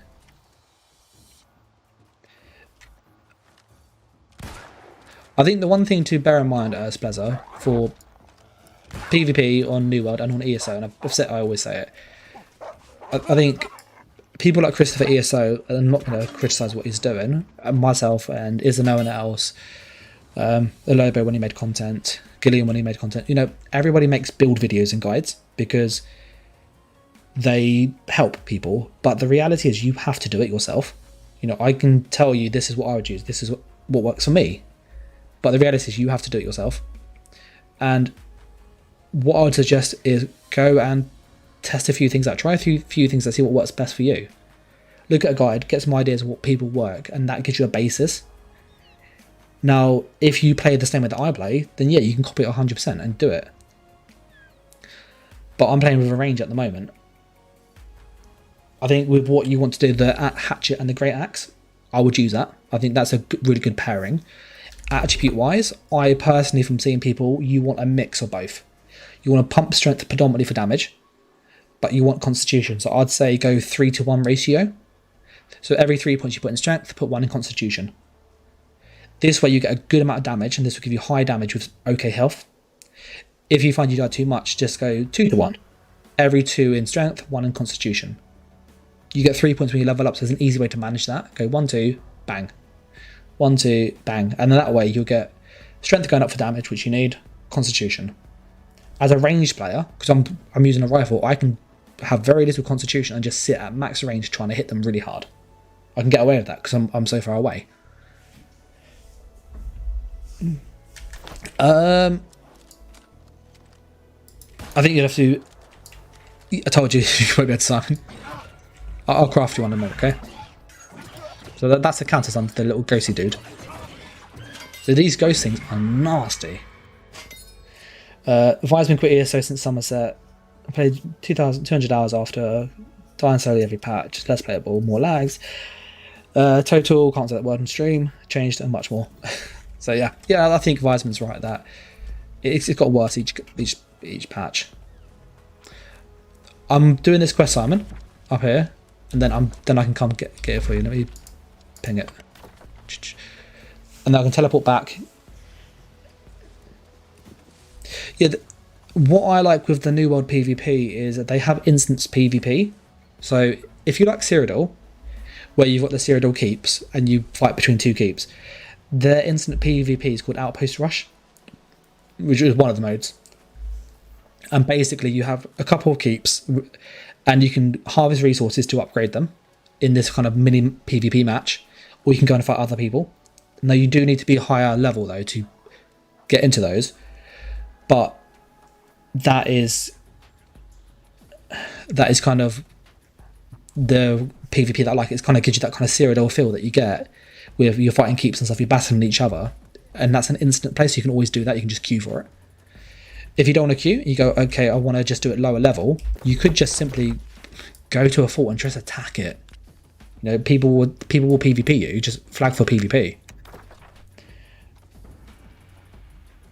Let me have a little look. I know you can get skins and stuff. And you get there are titles. I don't know where they are. Is it character, bio, title? So you can change it.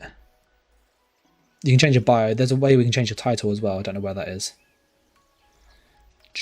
I have seen it though, because I've seen people run around with titles.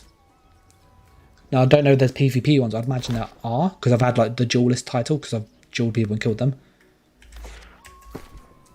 So, oh, that's a nice little button. Repair all. I didn't see that. We're going to quickly find it, because it is an option. I just don't know where it is. Yeah, I hate that. That's an annoying bug, that achievement thing. I think it's there. I think it's just bugged out because I've been in the game too long. If you go to the bio title and just hit change, it should let you change it. And that you said there. I know there are titles, but I don't know if there's PvP ranks. If that makes sense. They're dead. You should probably bind her to a camp as well. So if you die, we can come back. Yeah, I remember that. I really like the dynamic alt gen in ESO. That was really good. And they got rid of it because people moaned. No, Mr. Wolf. It is alright. Honestly, I think play what you enjoy the most. New World is harder. I think the PvP is harder. I can fight 1v1. I can fight outnumbered if I use the right weapons, but it is a lot harder than ESO PvP wise.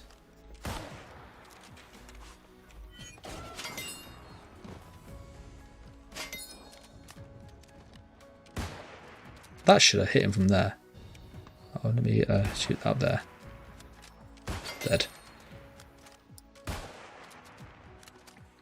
This musket has so much damage. It's ridiculous how much this hits for. Like, actually ridiculous. Well, the whole combat is based around timing. Like all of the timing is just there. I do remember the vampire thing, Wiseman. I used to like the meteor into leap bombs. That was fun. Oh, damn it. There we go.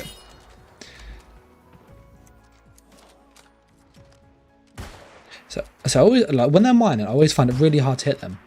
I do. Reflecting meteors, that's funny. There's some great clips on YouTube where you see somebody get EMP and they get a meteor hit on them and they reflect and then they leap into the group. And then you literally see the group get hit with a meteor and a leap and it's just like nukes them. It's so fun. The old wings was broken. Yeah, that's fine, Chewy. I'm just like chatting about ESO, New World, you know. I'm just really getting stuff done.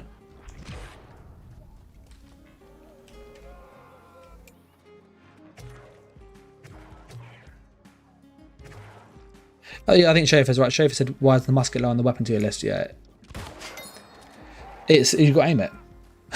that is the bottom line. What I need to do, it's up there, further up. It is the bottom line. You have to aim the gun, and if you can't aim, you can't use it. Because I missed there because the guy moved. So if you got that level of accuracy you need, and if someone's running away from you, they're running away from you. It's so hard to hit people. Like, I find it hard to hit people. And you've seen most of my shots tonight. I generally hit something that I aim at. Would you say the Hrothgar is still best on Stanblade gank? Yes, it is. When I ran the numbers, the Hrothgar nerf, I think that's how it's pronounced, it took about a 30% damage nerf, but the big thing is next patch you can crit from stealth. And that there means the nerf that you took is actually going to get a buff. So it'll kind of be what it is on light, what it was before the nerf, plus about 10% more damage, because you got cloak. So it's literally going to be really busted. Because the way in which the game works is they, with cloak, it's not like the cloak will, cloak forces the first skill to hit, but because your proc fires at the same time as the skill, they'll both crit. Because it happens with like medium attacks. Hrothgar, right, Hrothgar.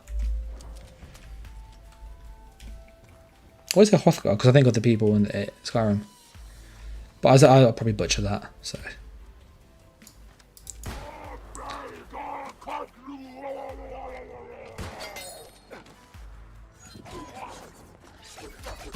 Look at that. See, look at brutal damage.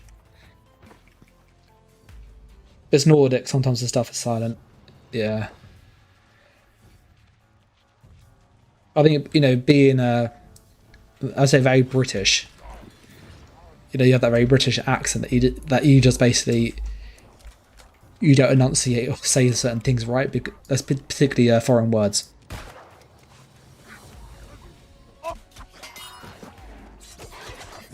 There. It's also upgrading servers. Oh.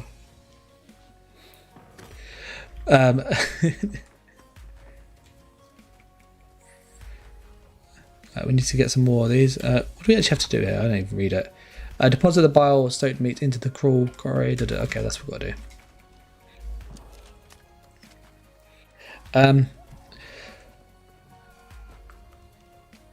Yeah, I think.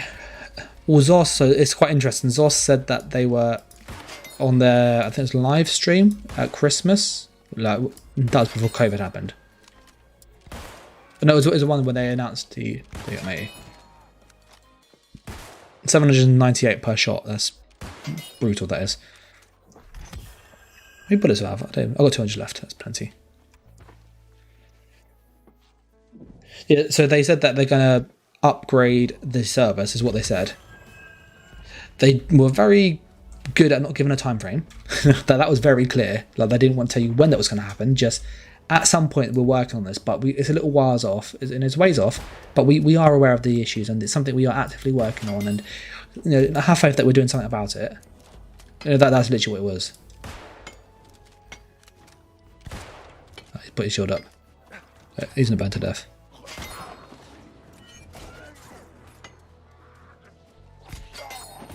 Oh, I like this as well. This is cool, by the way. If you attack from behind, you get crits. So crit. If you turn around. So if you hit people from behind, it's a guaranteed crit in this game. Like it's all about positioning. So if you get behind somebody with a rapier and do that flurry, it's like a 1-hit kill. It's so much damage.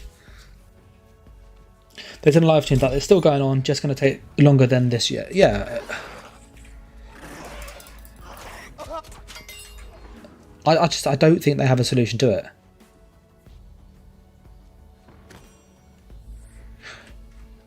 The thing I don't get, like, before Amazon released their MMO, you'd go, which company would be able to run servers that are fast enough for the number of people that they need? That'd be good enough. And you go, well, Amazon servers are really good, Google servers are really good, Facebook servers are really good. These are like big companies. You could then look at a server hosting like OVH. They're pretty decent, but they're not for gaming, like for big games. And so you end up just running into that kind of, well, they can't use Amazon because Amazon's got its own MMO, so they're not going to agree to do that. They can't use Google because Google won't. There's no way Google will do that. They've got no reason to get involved in that. And so they don't really have many good options. Deposit bile meat. How many more do I need to do? I've got to do one more.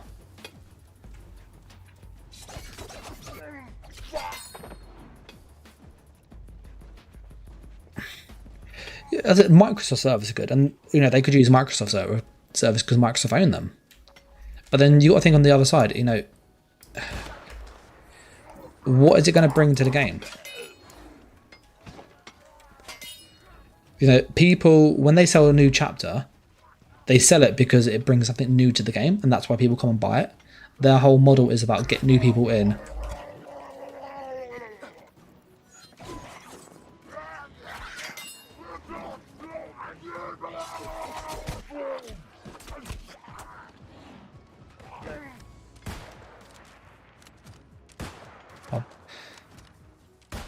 This is like some of the worst shit I've done in ages. I can't even land a shot. There you go. That was an awful shooting.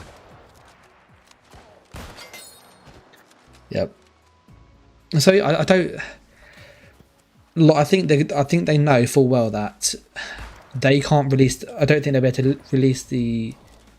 Oh, you would love it then on live stream. The mystery award of the community 100%. Literally, they're giving away the Deadlands DLC. I think what's happened is, I think they were surprised with how Amazon's MMOs, like how popular it is. I think that has shocked them somewhat. That New World has become really, really popular. It's new, it's got hype. That could be a big factor in it. But you look at the concurrent, like you look at the Steam chart. I looked at it yesterday, and it reached almost 800,000 concurrent players. 800,000 people are playing the game at once. Most of them are probably in a queue, to be honest. That's the reality. But it's, you know, it's got something that's not on the market. It is a PvP game that really gives people that kind of PvP focus.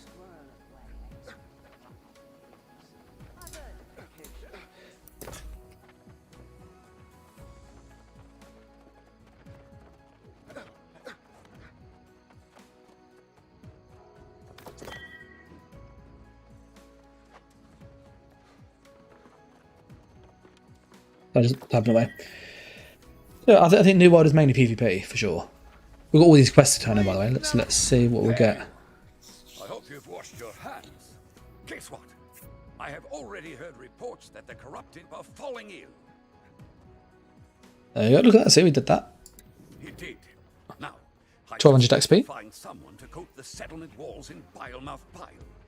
Someone else, that is. You have done enough. The entire There we go. settlement is in your debt.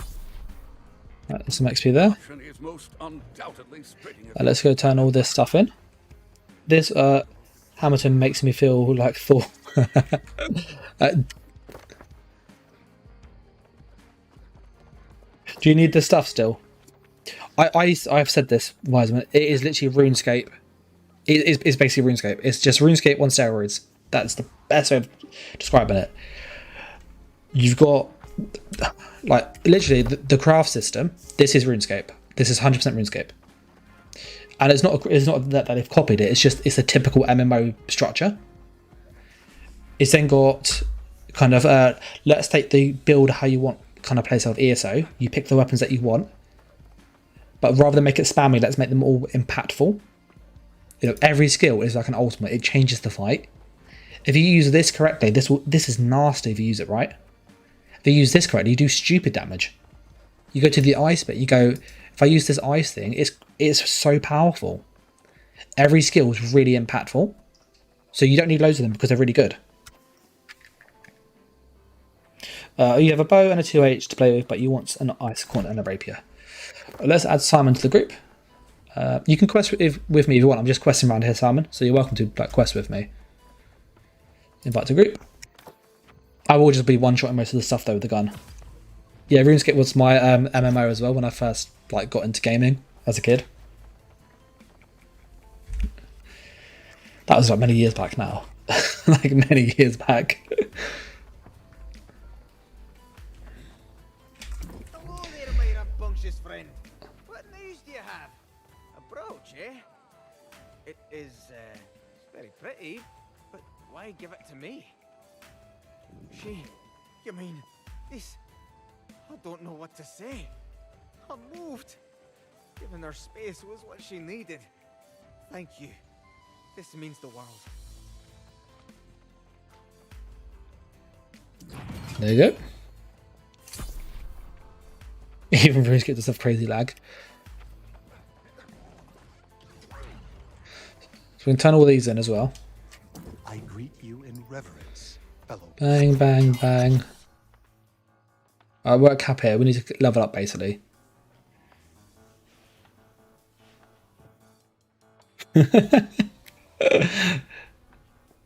That's quite a funny name. And obviously the message you put after that, that is funny. Simon's put, yeah, not a lot of point you one shot on things. I need to figure out what to do now. Make it to the first town. Yeah, I'll get your stuff now, okay? In reverence, I'll grab these. knowledge.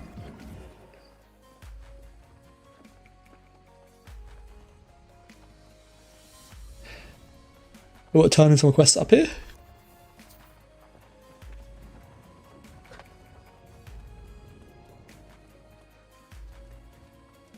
Now, I should probably do quests in a higher zone, but I wanted to try and help the town. I'm not giving them star metal though, that's so expensive. Like, who would do that? There's no way you give them star metal away.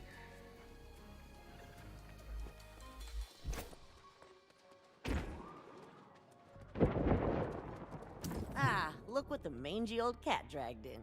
Cecilia says you helped her make me this lucky charm. It does.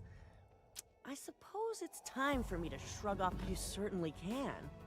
My bad luck started when Daybreak Burrow fell to the Lost. Let's leave that. We'll go to a higher zone. Get more XP. Yep.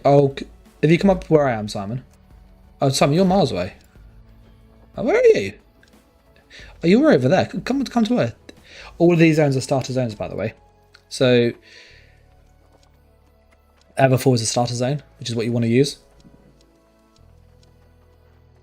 That looks pretty south then. Look at all these corruption stuff. Yeah. Come to Everfall, Simon.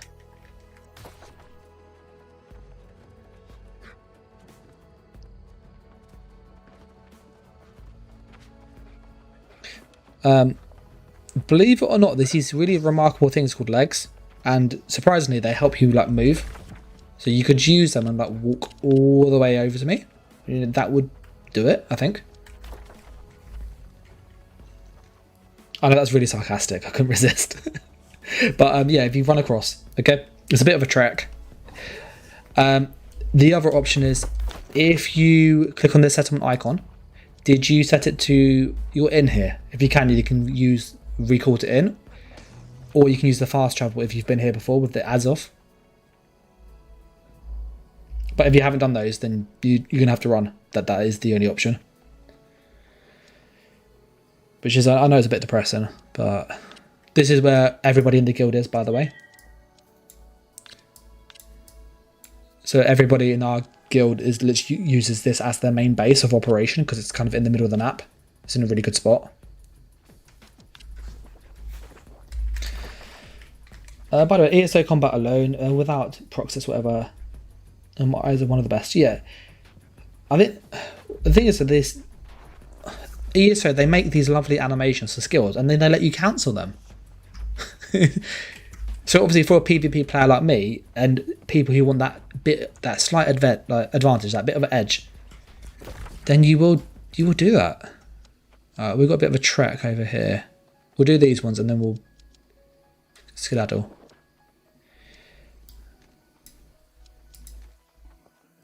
Let's refine all the bits we got though, because we did get a lot of hide.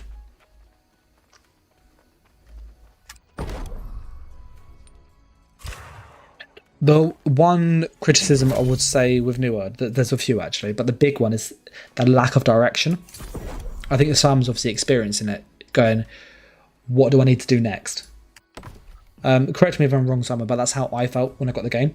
It's so big, where do I need to go? And it doesn't really tell you that clearly, particularly if you skip over the text and stuff.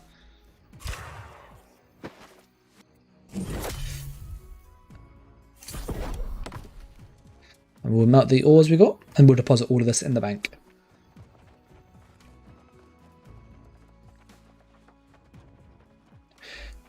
You can, like, I think, if they wanted to fix the ESO PvP, all they would have to do, Simon says totally lost, is just disable sets. Literally just give everybody armor, the max armor, and that's it. All proc sets are disabled. The only things you can put on your sets are just max stat increases or weapon stats. But you get no proc Cyrodiil, and people didn't like that because people got used to their procs. They want to use their PvE rewards. It works there, why can't it work here?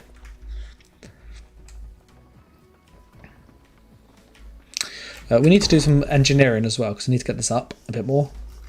You wanted was it a rapier, Simon, and an ice gauntlet, yeah? They got to rework the whole game, Viesman. I know that sounds harsh, but and I like it, so I make content on it, but it just doesn't work. And you got issues with the procs, you got issues with class imbalance, you've got issues with performance. You can't balance the class if the performance isn't right. If the classes aren't working properly, how can you judge them? What level are you? Simon, you are level 4. Okay, I'll make it as low as I can. I'm not going to use Azoth because... Alright. This will be level 5 or 6, you're going to have to get to one of those, okay? Oh, I happen to roll a green one, so Yeah, you've got a green one now. That's fortunate for you. It's level 4. You can use that one. Great. Okay, so you can use it already. We'll go make you an ice gauntlet next. You remember the old Magnite blade, Julianus and spinners? Yeah. It was a simpler time. And sometimes, it sounds tough, but sometimes simple was better. I think New World shows that the skill system is not overly complicated. It does what it says on the tin. It works. You use this, it does all this stuff here, if you get it. You use this, it does all this stuff here. It's not like you're trying to mix and match so many passives, so many perks to try and make this ultimate class. It's, you know, it isn't kind of... I don't want to say kind of gimmicky, but you know, some MMOs and some RPGs try to do that. Try to make it where it's like unnecessarily complicated. Now you want some creation in there for sure, but you don't want it to be just crazy. Nice low level, water moat, got some loads of those. What does that do? I forget what that does. I think that's... I'll keep that for later on. Your gauntlet's being made, Simon. That's got some intelligence on it. I rolled a good one for that. Okay. That's level 4 as well, so you can use both of these, by the way. Okay. You mean Macblade was good? Macblade was great back in the day. Let's have a look at how much basic stuff it's actually selling for. Because I might just make some money here. But this is me trying to make cash. So we want magical weapons, ice gauntlet. We want the gear score to be as low as humanly possible. 175, level 2. 100 gold, okay. Level 4, 25 gold. 25 gold. 100 gold, 200 gold, 200 gold. Okay, so all the levels, low level stuff is really expensive. Now we need to see how much the water moats are. I'm just thinking, can I make a profit, basically?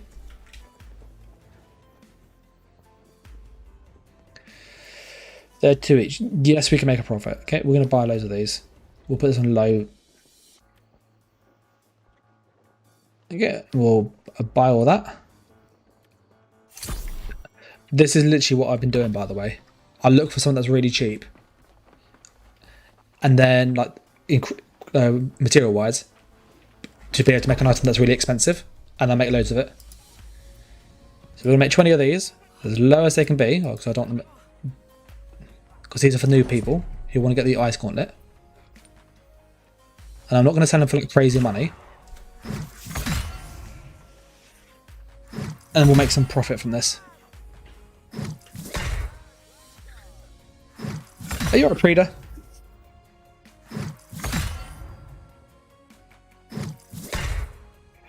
What do you think? This game deserves $40. I'll let this finish doing the crafting because it's probably quite noisy your end.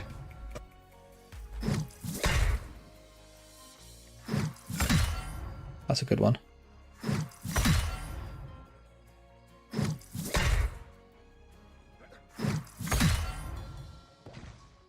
Almost finished crafting these. I can also make some potions then for me. So you can see my level range is moving now because I'm getting a higher level.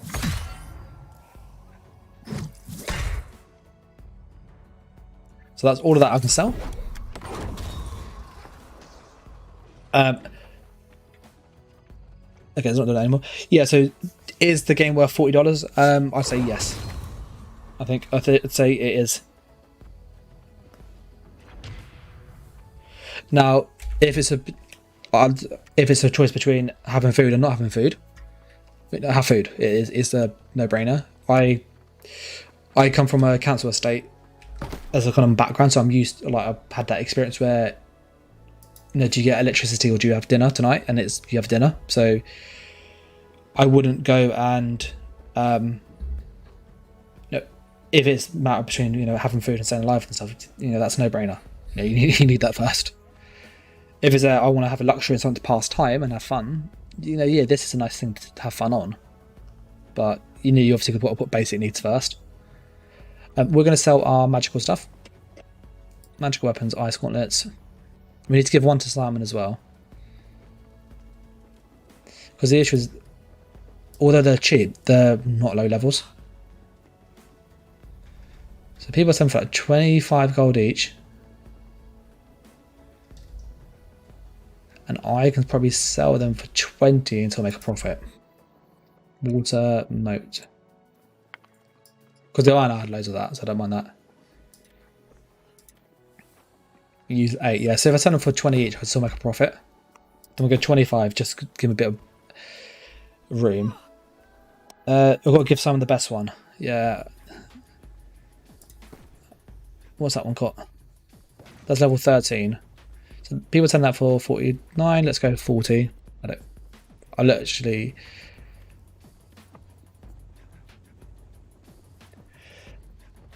What about this one? This one is a higher gear score with a good passive on it. That's 283 damage. So for 20. 25. But the prices are going up for these things. I need some help getting throughout these higher levels. Oh, you'll be fine, Simon. Just walk through them. Oh, I can't give you a hand in a moment, alright? Ice refresh a killing blow with ice spike. Major spike will reduce all ice. No, I don't want that. That one there is looking like a 50 one, that is. I'm making these prices up, by the way. Completely just like, yeah, we'll chance it. That's intelligence. That's a good one. There's level 4. That's for Simon, that one. But that's also, it's got a good thing, but it hasn't got a good trait. Oh, okay, that might be good for him. Let me see what else we got. Yeah. Yeah. Yeah. Yeah. Yeah. Yeah. Not great. No. Okay, yeah, Sam, you're having this one. I'll give you the one that heals you, okay? Because that's actually quite useful. A little bit less damage, but the healing's going to be more useful. And it's level 5, okay? It's a fresh market. Things can be chanced still. Yeah, definitely. That's 24. So if I go 20.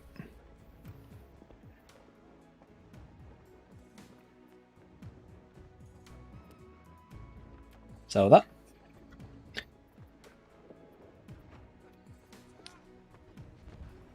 That's life still for you.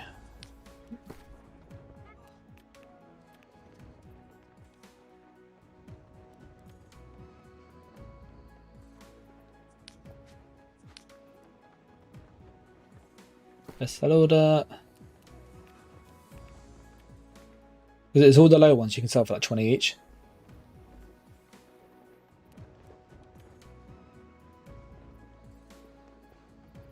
I think the life steal one's quite useful because it gives you just passive healing, which when you're low level is actually helpful to have. So I did this earlier with the tanning knives, and I sold like loads of them and I made loads of money. So I started the day with like 4,000 gold. Was it 3,000 gold, something like that? And I ended up having like 7,000 gold.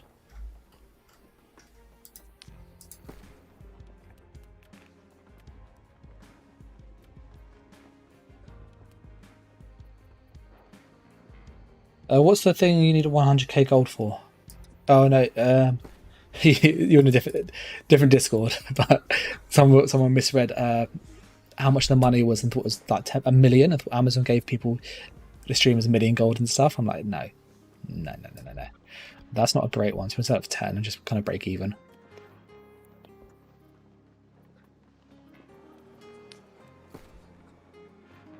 That's not too bad. I can go for that's an 15 one there, that is. I like as well when you look at the items in the market, it doesn't tell you who's selling it. Oh, yeah, I'll show you that's the upgrades.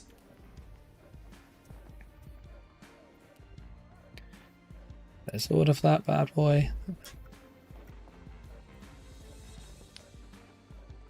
Yeah, I'm only selling the ones that are like low level, that are green, because people will buy them.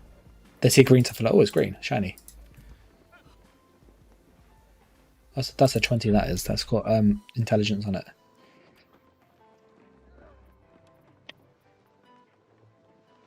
That one there is also a 20 because that's got health. That's actually quite helpful.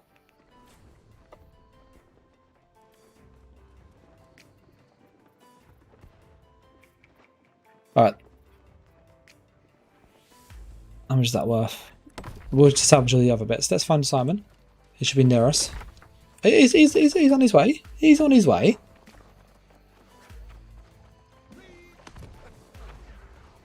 The territory thing is up here. I'll show you what this to chauffeur. So you mean when you upgrade a town and a territory? I think that's what you mean.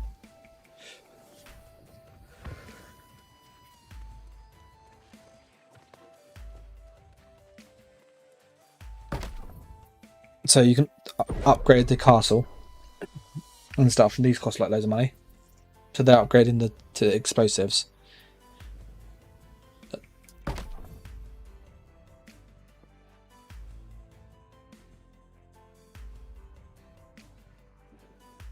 When 69, yeah. So you mean like this thing at the workshop, 10,000 gold? I think that's what you mean.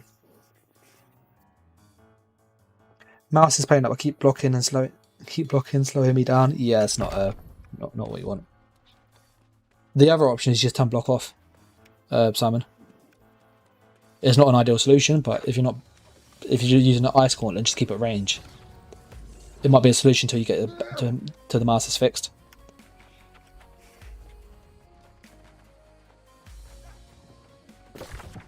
Right, he's nearly there.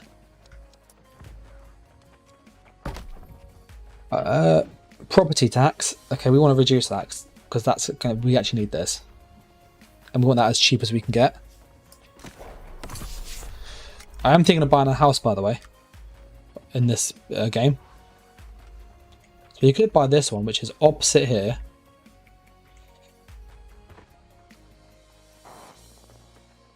We could buy it for 10,000 gold. Oh. It lets us teleport here, which is good. We can put items in it, which I don't care about, to be honest. But we can add storage, which is helpful. And we can put trophies here that give us buffs while we're in this area. The issue is you have to pay this tax once a week. So you have to pay 800 gold to the town once a week. So they are expensive. But you're paying for the teleport. If you own the house and you don't pay the rent, you can't teleport and you don't get the trophy buffs.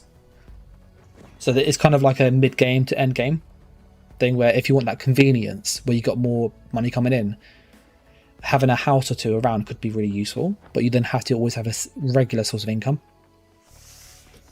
And that's the tricky part.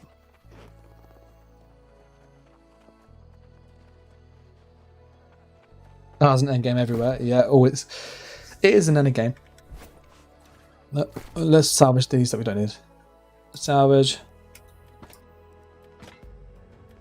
The salvage was the green one if I recall. Yeah, that's his one.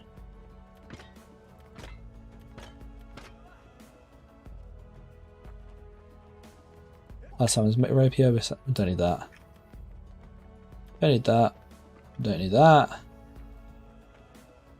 Don't need that. Don't need that. Or that one. Or that one. Or that one. I just feel like I just got rid of so much stuff.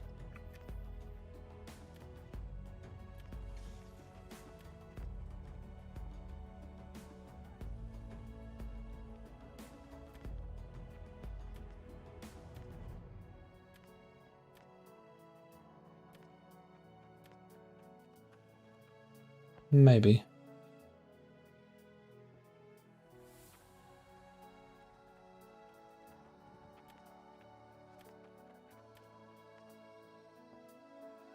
We want to discard that. There we go.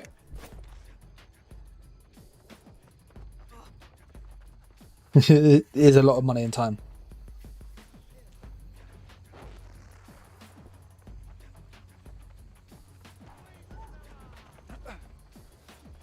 there's Simon. Look, he made it. He made it. All right, Simon, follow me. I'm to your right. I'm gonna be like green on your thing. I'm gonna go up to hit this space here. Okay. This is the inn. So you speak to that dude. Check in. You can then use this as a respawn point if you die. So you can respawn back to the town if you die. You can also fast travel here every hour, once an hour, regardless of how much weight you're carrying. So it's quite useful if you go questing or you go like material farming, get loads of resources, then teleport back for free. That's really useful. But yeah, check in there. Yeah, Simon's new to the game, so and we'll give him the weapons that he needs. But he's made it up here. I need to really sort out my armor as well, by the way. It's so bad. So bad. 1.6% chance there. Plus that there. Plus that there. Yeah, I think the housing in the New World will be similar. That it will be kind of the end game thing. You want to push F1 on your keyboard to accept. There's rapier. There's that. Okay. I don't think there's anything else you need really. But you probably want some of these actually. You want to make these.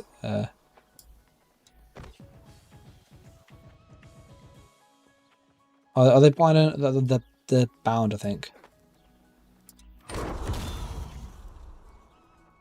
If you accept that, I'll just see if I can split them. Gotta get Simon some clothes. Yeah. And I can split them. Let me split these quickly and give you some of these.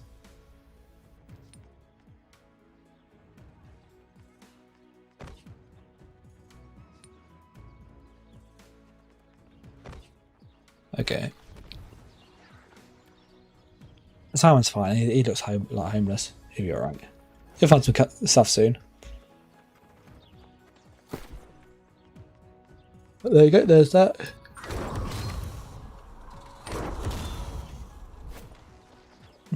Alright, so what that food is there, you don't use it in combat. It's kind of use it as you explore. So you can make it easily at a campfire, which you'll do in a quest, or at the cooking station, which is in town. Really easy to make. It gives you a small health regen buff for 20 minutes. So it's a really good way to kind of heal between fights, just passively without doing anything. So if you go out and do quests and stuff, you go to kill things or farm, chuck it on. If you're just going to get resources where it's safe, then don't use it. But it's really cheap, so I wouldn't stress. Like killing a wolf will give you the stuff, or killing a deer or a turkey will get you what you need to make one. We're going to drop all the bits we don't need in here. Again, my storage is getting full again. It's like constantly full. All the cooking bits. Not homeless full.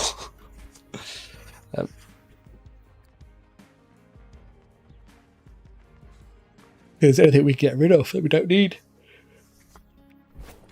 Where are you now? If you follow me, I'll show you where the questy stuff is, okay? So I'm just in front of you.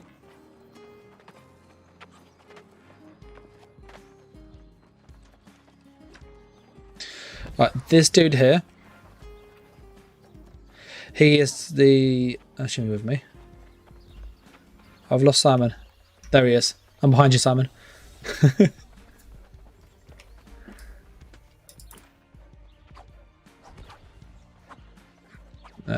So this person over here, he's called Bailey Clark.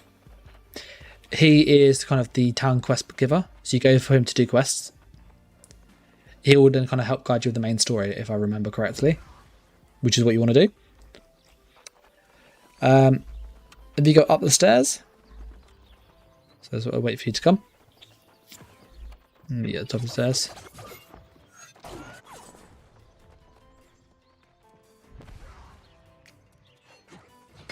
Just down there. Yeah, no, we can't shoot him.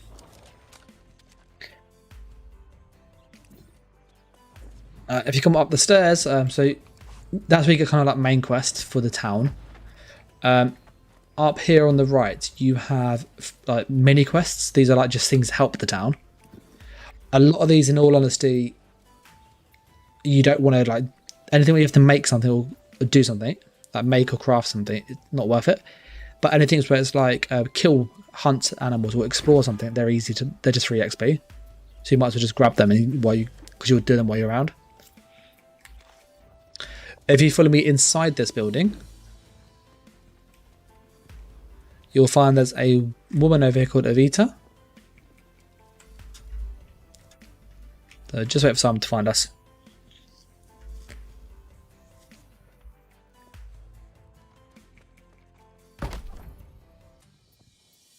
Improve lifestyle.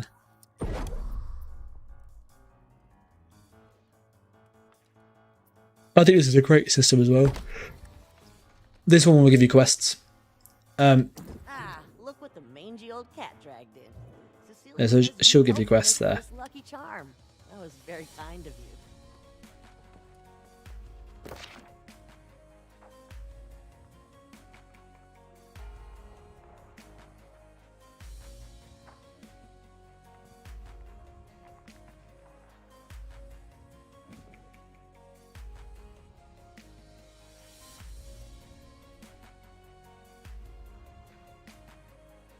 That's cool. I like the bottom bit.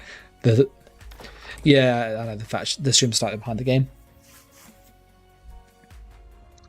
Yeah, so that one there will give you quests for kind of town and just small things. When you go outside here, if you push J on your keyboard, J is your journal. I would suggest for the moment do the main story quests and level those up. Eventually you'll get to a point where you get to pick a faction and you want to pick the syndicate and you get told to visit all of them. Go with the syndicate because that's what I am and everybody else is in the guild. And then once you kind of got used to those, you can then focus on just doing syndicate quests, which are really good. They give you XP, they give you tokens which you can use to buy armor and stuff with that, and they give you a bit of gold. So then I'd focus on doing the syndicate missions and the missions by the sale place down here. If you look at the stream, on the left by the sale place is like a big locker. It looks like a kind of it's like a big shack with chains on it. This is where you can store items. It's a storage shed. So I would suggest storing all the items you don't need here. And if it's any old weapons or armor, rather than store them, just salvage them, which you hover over the item. It comes with the option that says S plus left click to salvage, and you salvage the things you don't need. But that's kind of the main things you need to know, really.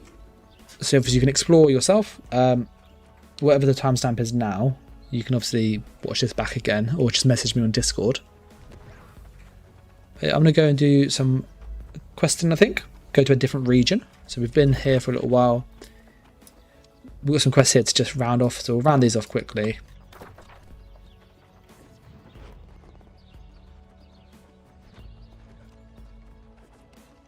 We've got 200 bullets, that should be enough. We'll get some more bullets just in case. It doesn't hurt to not to have them and not need them to need them and not have them.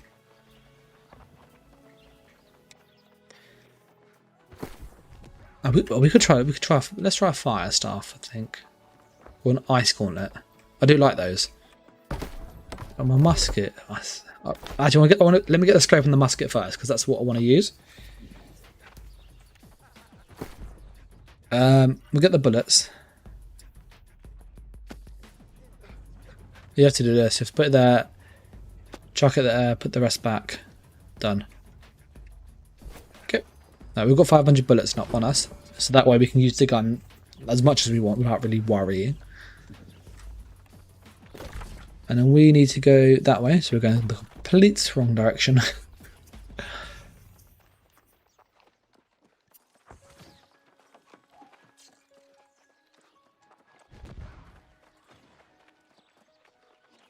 Once you get a new mouse, you'll be able to play the game a bit easier. But, you know, it's quite fun. I enjoy it. There's a lot of walking, but that's because I'm choosing, by the way. A lot of people... You have this material called Azoth. Like, you can use it to teleport around, or you can use it to help with crafting and make your items better when they craft. Or I personally prefer that because I craft. So I'm choosing to walk.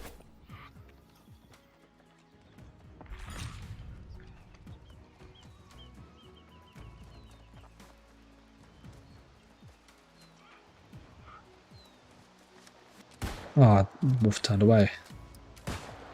Oh my goodness. There we go. There's some bad aiming there. Some bad aiming indeed. What's that iron ore? Is that iron ore? Yeah, it is. Oh, I want this. I want the iron ore, thank you.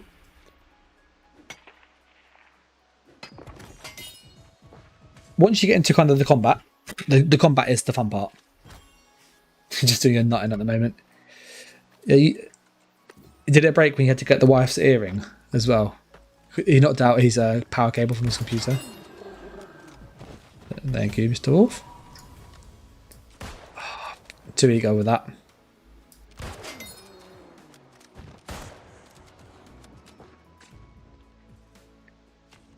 Let's just skin the wolf there. We'll skin the bit here. I'm thinking of making a harvesting build. I know that sounds really daft, but just having like all the resource buffs because you need a lot of resources to craft.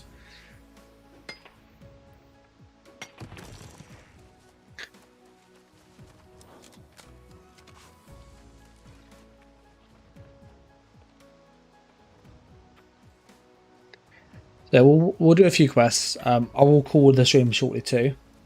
I think it broke in my in the bag on the way here. Yeah.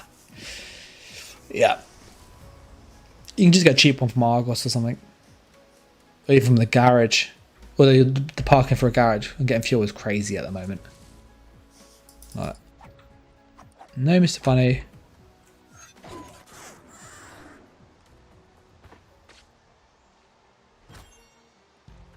If you kill the rabbits, they give you the food, or turkeys give you food that you can like craft to make those rations.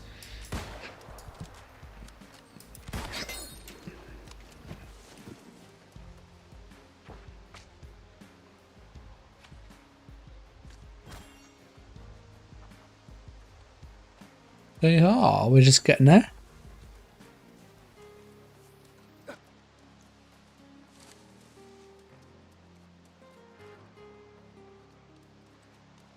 $200 meters away from our point.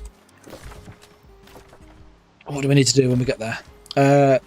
The syndicate has learned that there's a cache of valuable items at Meadow Lake. Go quickly retrieve the catalyzing serum before anyone else is aware. Okay, so that's what we're doing. Oh, you got a cheaper one. You can get the better one then.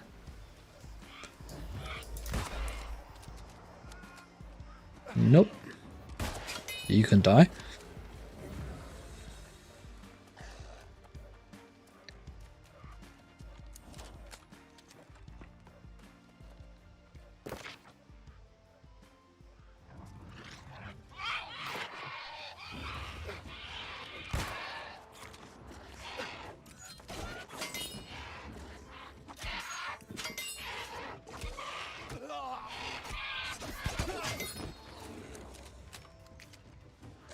There you go. So I was reading, I got attacked by this silly zombie thing.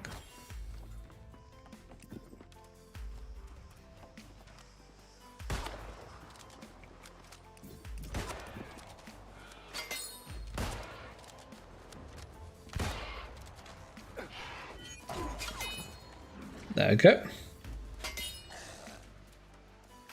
I do love doing that with the gun.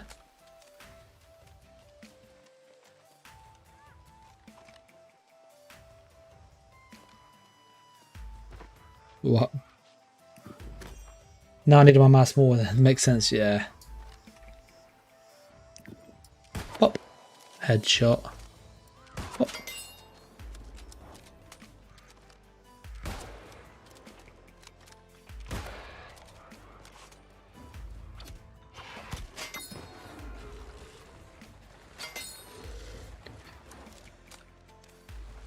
Yeah, well, I think the combat's fun. I think the main part is the combat of this.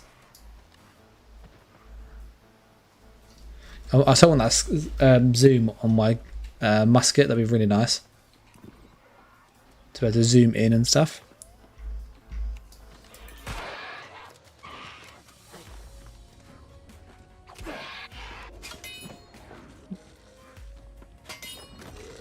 Oh, got another thing. I need to repair my gun actually.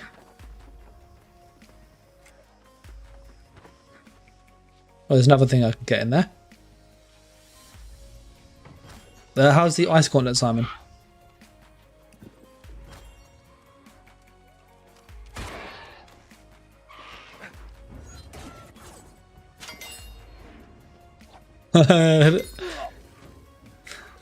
No, not seen that before. You give up mouse is not playing at all. All right, fair enough. Well, you've got the item. You're in the game. You were in the game. But yeah, I think you've done the main bit. You know where everything is.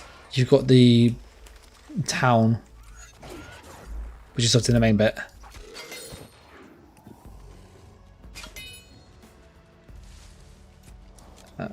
I haven't got to do 3 more. There must be some more on that side then.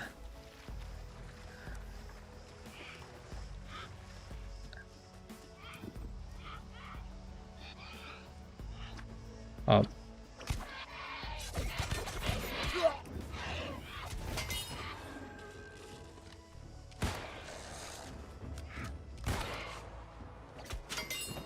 Adaptation. You have one item that's really damaged to repair it. That's probably my gun. My gun's really damaged. It needs like love. Missed the shot. Little too quick, that one. Bull should be okay in there.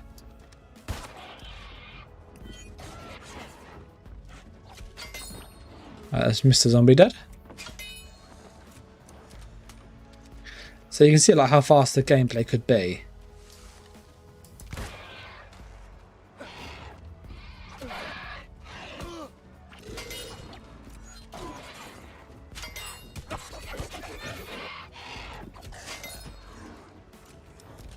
No thing there. Going to Skyrim with my controller still, yeah. You can make a controller with this, Simon. I did say that. I might make a video on how to do it at some point. I use keyboard and mouse because I find it a bit easier with the aiming, to be honest. But it's one of those ones that if you had a controller, you'd still need to have... you'd still need to go and have access to the keyboard still, because the whole game isn't set up to be keyboard and mouse just yet. What was that?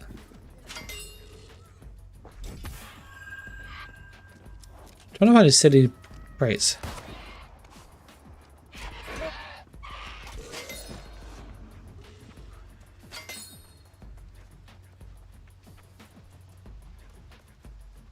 You'll find it is very fast paced, the combat.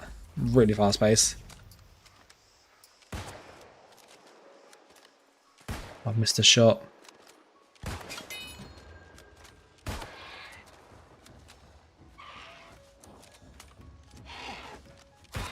That's my getaway shot, that is.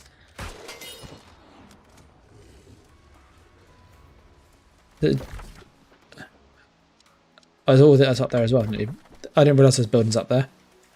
I've been in the same area just thinking it like is around here, but no, there's buildings up there.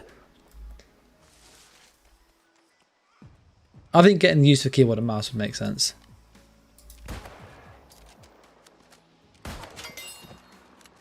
We will mind that.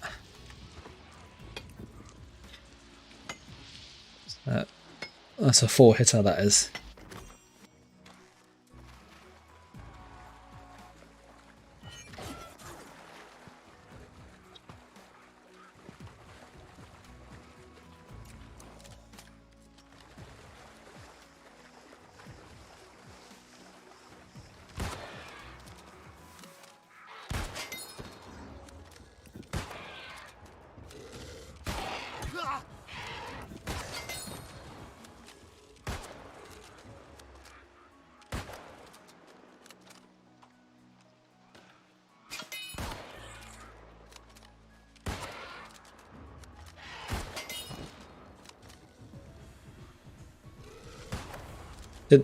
With keyboard marching does it really easily. Like you can aim and shoot.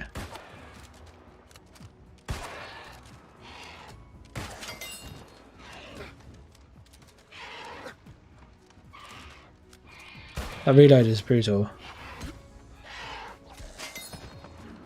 The keyboard and mouse, you can aim so much faster. You can get that with a controller if you change the settings, but it's just not as quick. We'll skin that animal.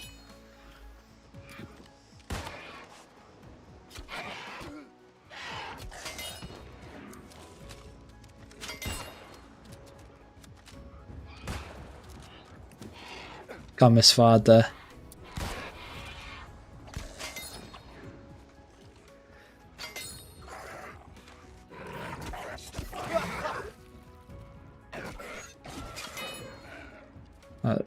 One of those though. We've got to do 2 more, and then we've done this quest.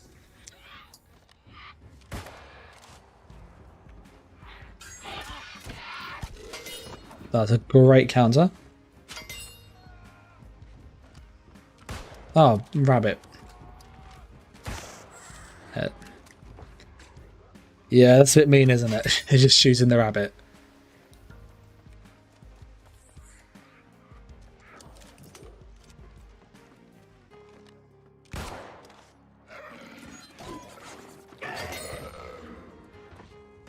We'll grab the stuff from here. That's 7 then. We need 1 more afterwards.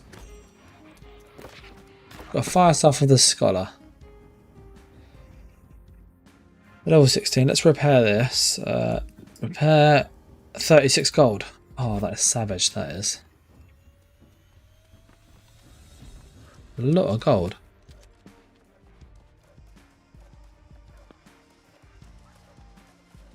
There's our final one.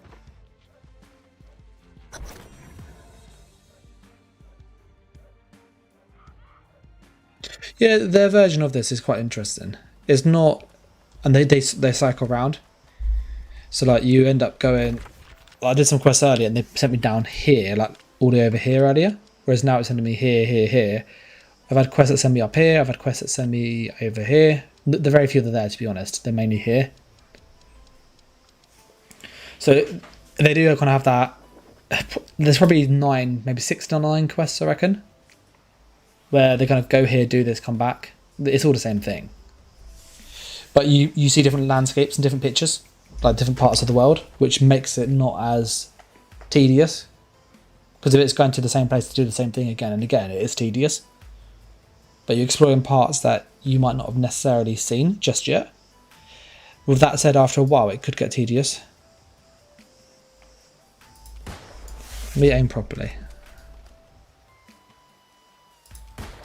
There you go. One dead. What, that was just over his head, that was. There, the range on the musket is amazing. Look at the range, it's so good, the range on this.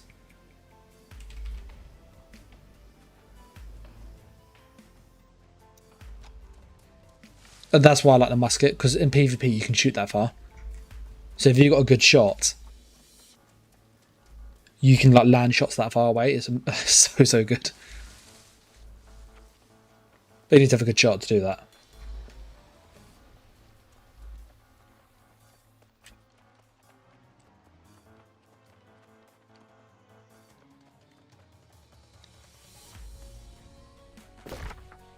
Oh, that's under attack. Let's do that. Let's go back. Can I recall to it? 10 minutes away. We'll go back to the town. We'll flag for PvP. And we'll go to the fort and just watch some fighting. I more want to go kill people. My armor though, I'm not. I show my armor when I get them. My armor's like level 4 to 16 or something. It's not the right level. Like it's really under leveled. Low rush to join the war. Yep, 100%. I like PvP games. Oh, the wars are mad. Like they are so fun. And the Zergs. Oh my goodness, the Zergs. If you get caught in a Zerg, it is mad. Like it's so mad.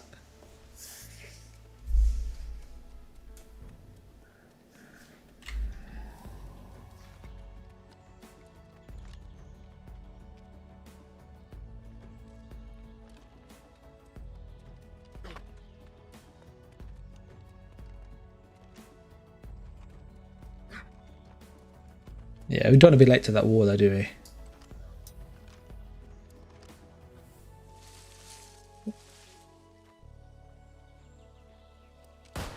Oh, it's retreating. When they retreat, they can't be shot. Man, this year don't let me play. What's wrong with yours? Mine's been alright actually. I've had very few bugs. Anything that I've run into, you can fix it quite easily by yourself. It's annoying. I'm not going to deny it. It's just frustrating.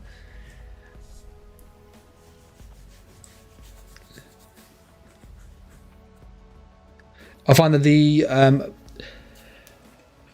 material tracker that does bug the longer you're in it. If it's that, yeah, that's quite a common bug. Oh, I turned away.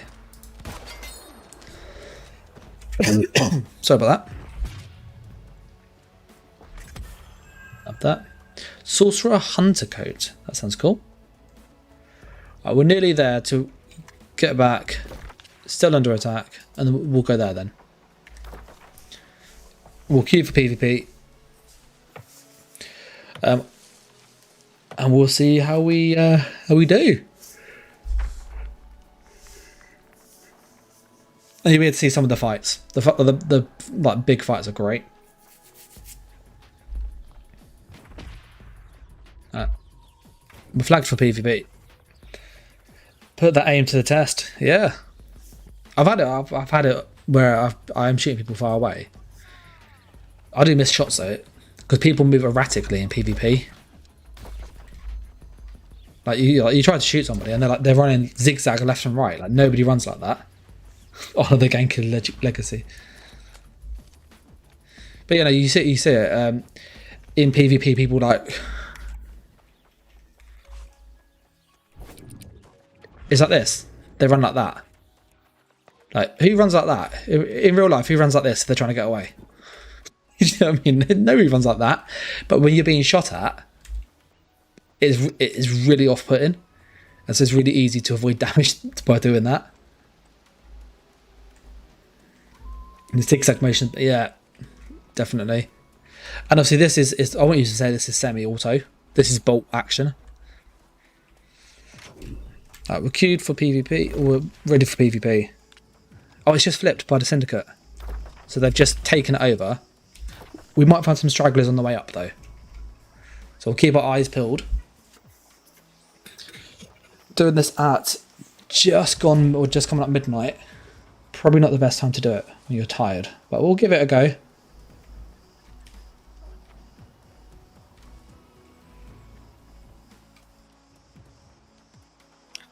They're all PvE people. I'll show you what the forts look like. They look like proper forts, as you'd expect.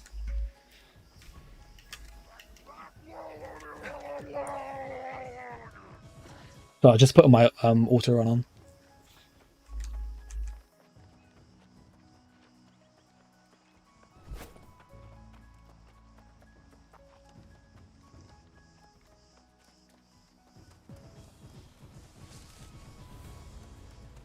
Yeah, it looks like the big fight has already happened.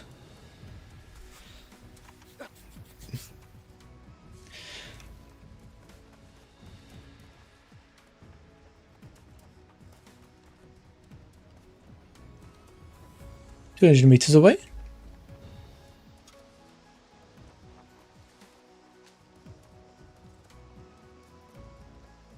Just keep an eye out for people. So it's up this hill. I wouldn't be surprised if the people come back to try and take it back.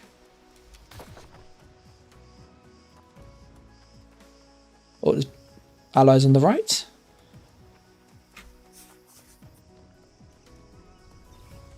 So it's quite cool that even if you're kind of not owning the town, you can still take the fort from them.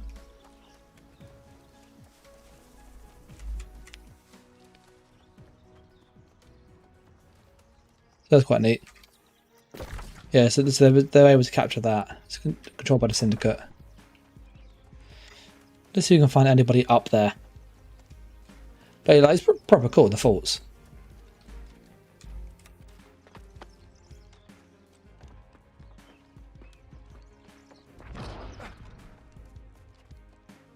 It's just mad. So defend the control point. Unless if you want to like wage war on the people who own the town. Yeah, I think we must have missed a fight. But no, it was like this the other day, and literally there's people on the wall shooting down from the walls down. It was really fun. Yeah, and the forts get upgraded as well. So you can upgrade like the defences and stuff, and put like turrets on there, cannons, oils if you want. Yeah, you can end up turning into like a castle if you get them high enough.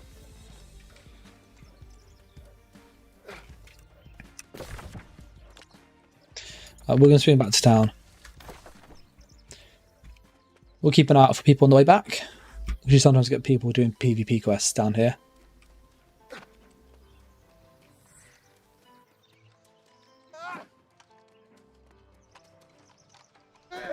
Oof.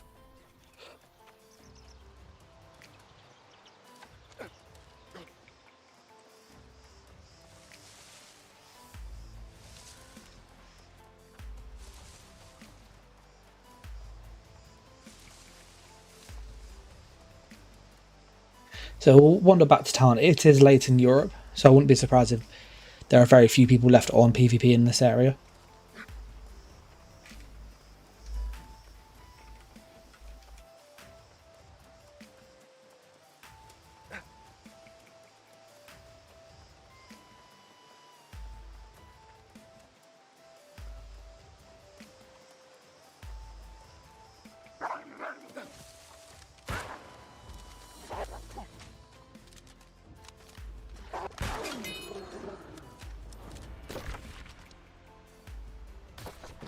We'll swing this way up because this is the PvP route that you have to go up here and then down, part of the PvP quest.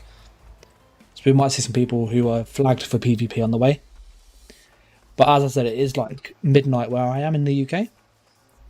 So I wouldn't be surprised if we get into the point where most people have gone to bed because it's late and I'm going to go to bed very soon.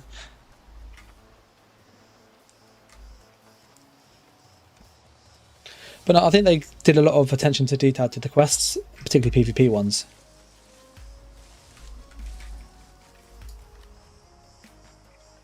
Is a friendly.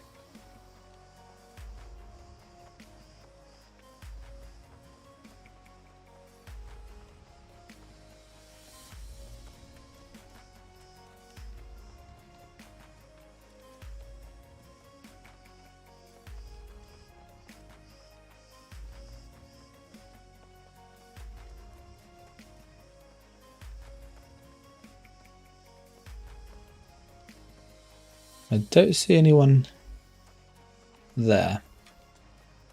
Schaefer said, makes sense. US East Prime Time must be nuts. Yeah. But to be fair, the EU is the same. Like, all the EU, you have everybody very small time zone difference wanting to play the game together or at the same time. Yeah, I think a lot of the people who would have gone to bed by now, who possibly would have queued for PvP or that group flagged it.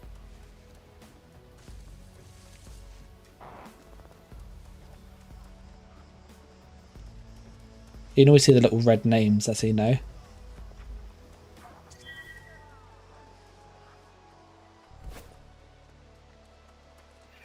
Yeah, I can't see anybody flagged up for it. Which is fair enough.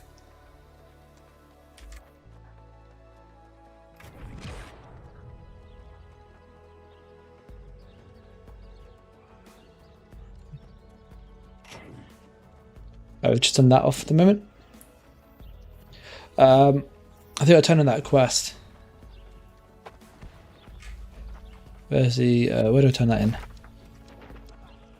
Up by the syndicate.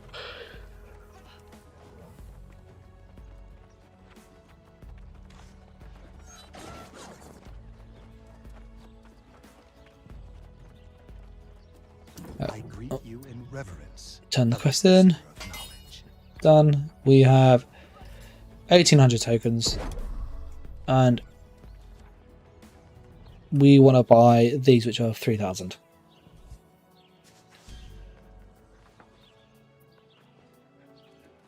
So yeah, but no, I think I'm looking at where the time is. It is midnight where I am.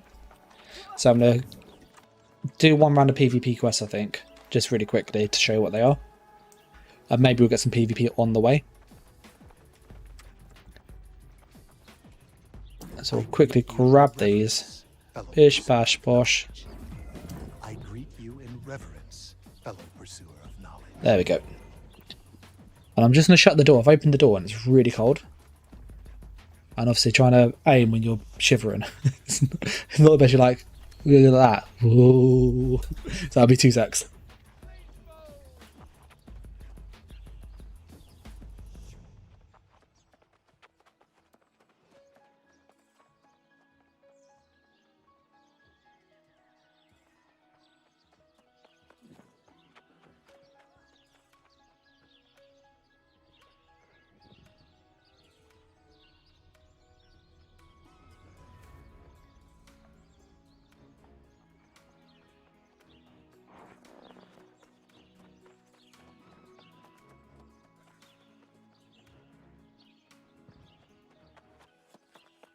Okay, sorry about that.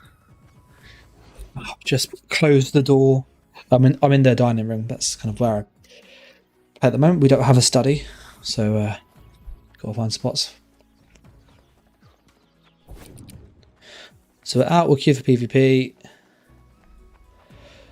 I like that they give you that PvP timer so people can't attack you until it expires.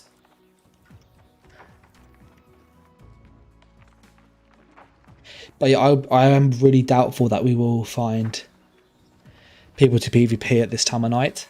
You know, it's late, like really, really late in Europe. So you're going to find the guy that's on Red Bull and he's been just drinking that all day.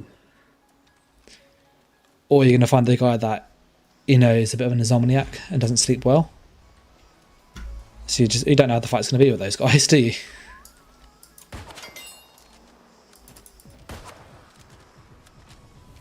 Oh, that was, damn it.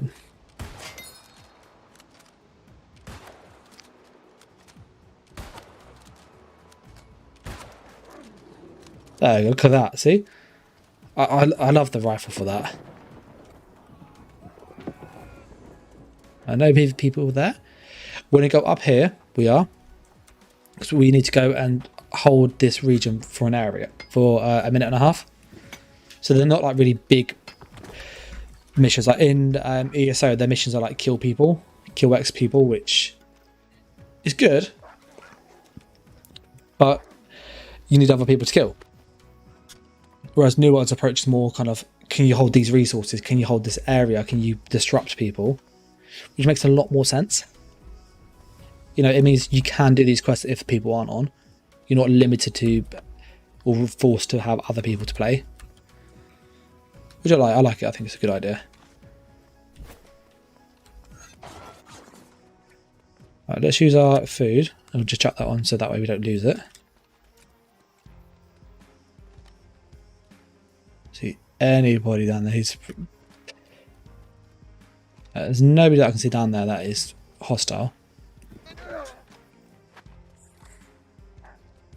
We are going to mine some bits. We do actually have to be up here for a while.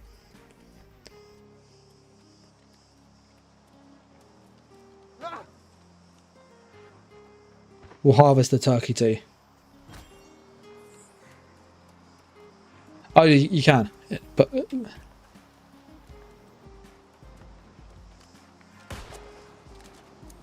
see, my aiming's pretty good, pretty quick. Just when people move erratically, it's really hard.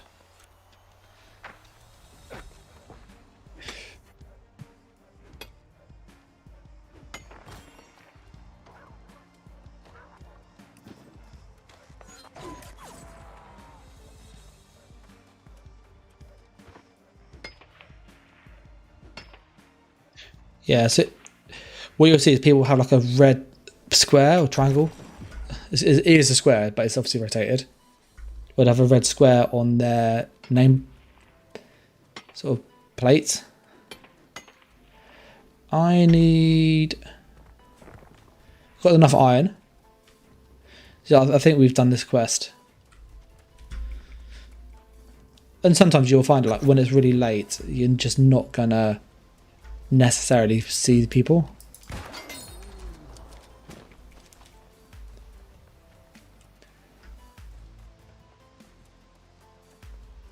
The iron's been absolutely raided. There's an iron over there though, which will grab the iron.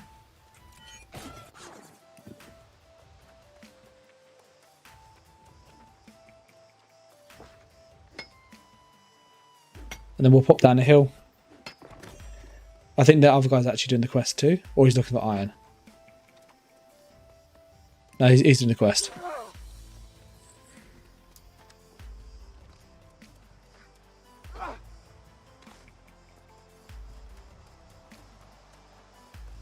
There it is.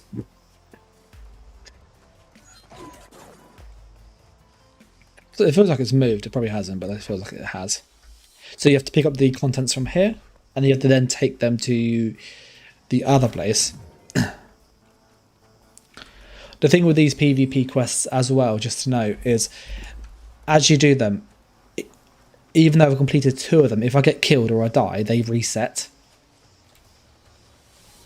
So you can't, like, even if you go, oh, finish it, I'm safe, it's not the case. So you're only safe when you get back to town or to a teleport shrine.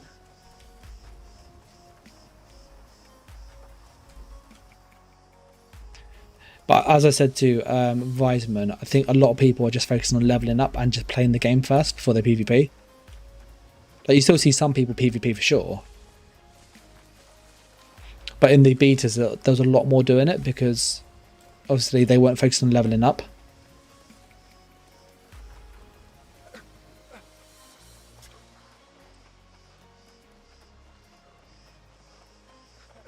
Yeah, I think the guys are in doing PvP too.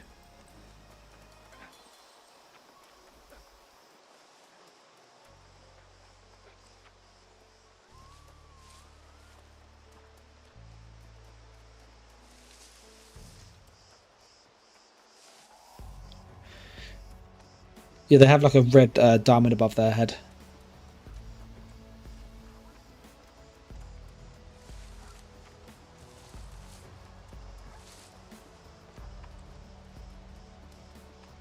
Yeah, I can't see anybody around here. But it's kind of expected with the time of day it is.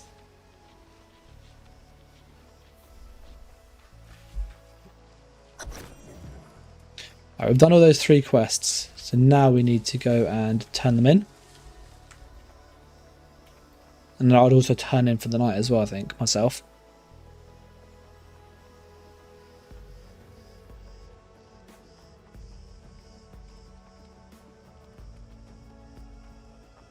Yeah, it was, I think it was yesterday or the day before. There was like 30, 40 people here fighting. It was really cool.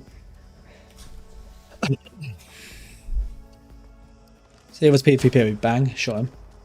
But he's not triggered for PvP, sadly.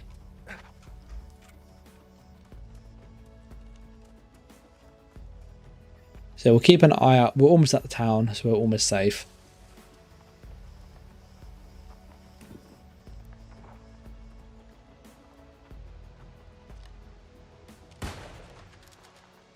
See, there you go. Missed the first shot. Can you dye faction gear? I believe you can. You can also change the attribute trait too. So if you buy like light armor, which scales with intelligence, that's magic. I changed mine to scale with dexterity, the light armor, to have those buffs, so that it works with my musket. Because obviously light armor gives you a big damage boost. That's partly why I hit so hard.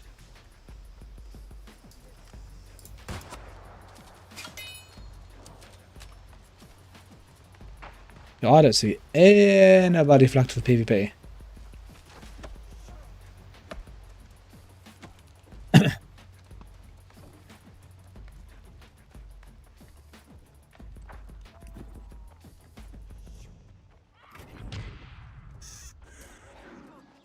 Alright, so we're back. So we had a 3-1 that time. sometimes you can do those PvP quests and they're like 20 people in the way. And you're just like, oh, God, kill so many people. And sometimes it doesn't work out. And then or you complete the quests, like, and then you go to turn them in to get the rewards, and then someone kills you right at the last minute. That's frustrating, that is, because you're like, damn it. But you get a lot of stuff for them. So, for example, You in reverence, fellow pursuer of knowledge. 4, 8, 11, it's about 1,200 crystals there. And to do the same amount over here, I would have to, now these would take significantly longer. So these PvP ones are really fast for tokens. So we're going to buy another bag. We'll put a bag on the market to sell. Get our money up. This is a really good way to make money, by the way. Let's go rugged bag. And yeah, let's just a bit of A's off it. Get some good stuff. Bag merchant, yeah. Oh, literally, that's what I'm doing. So plentiful shells, Weaver's Harvest.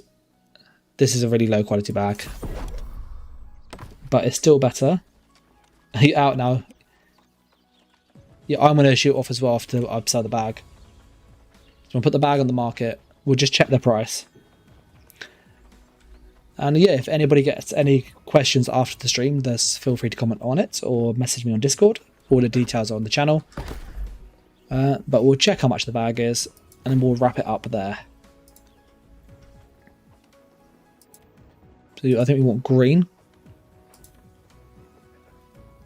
Or maybe can we do it by tier? So tier 3, 1,500, 1,600, 8,000. I won't pay 8 grand for it. 1,500. 2,000. That's what, 11 days, isn't it? So it does look like the 1,500 is kind of what people are doing for quick sales.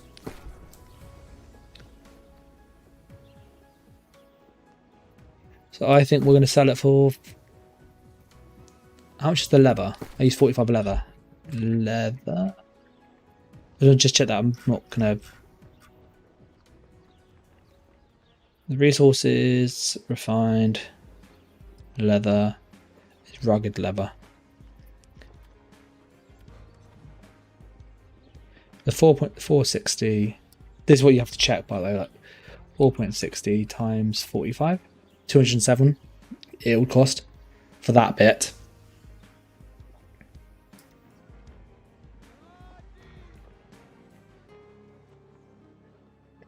Um, 270 at 500 is 700. So I'll make about 800 profit. I will. If I sell it for 1,500, which is a good profit. So I don't mind making 800 gold as like profit. Place sell order.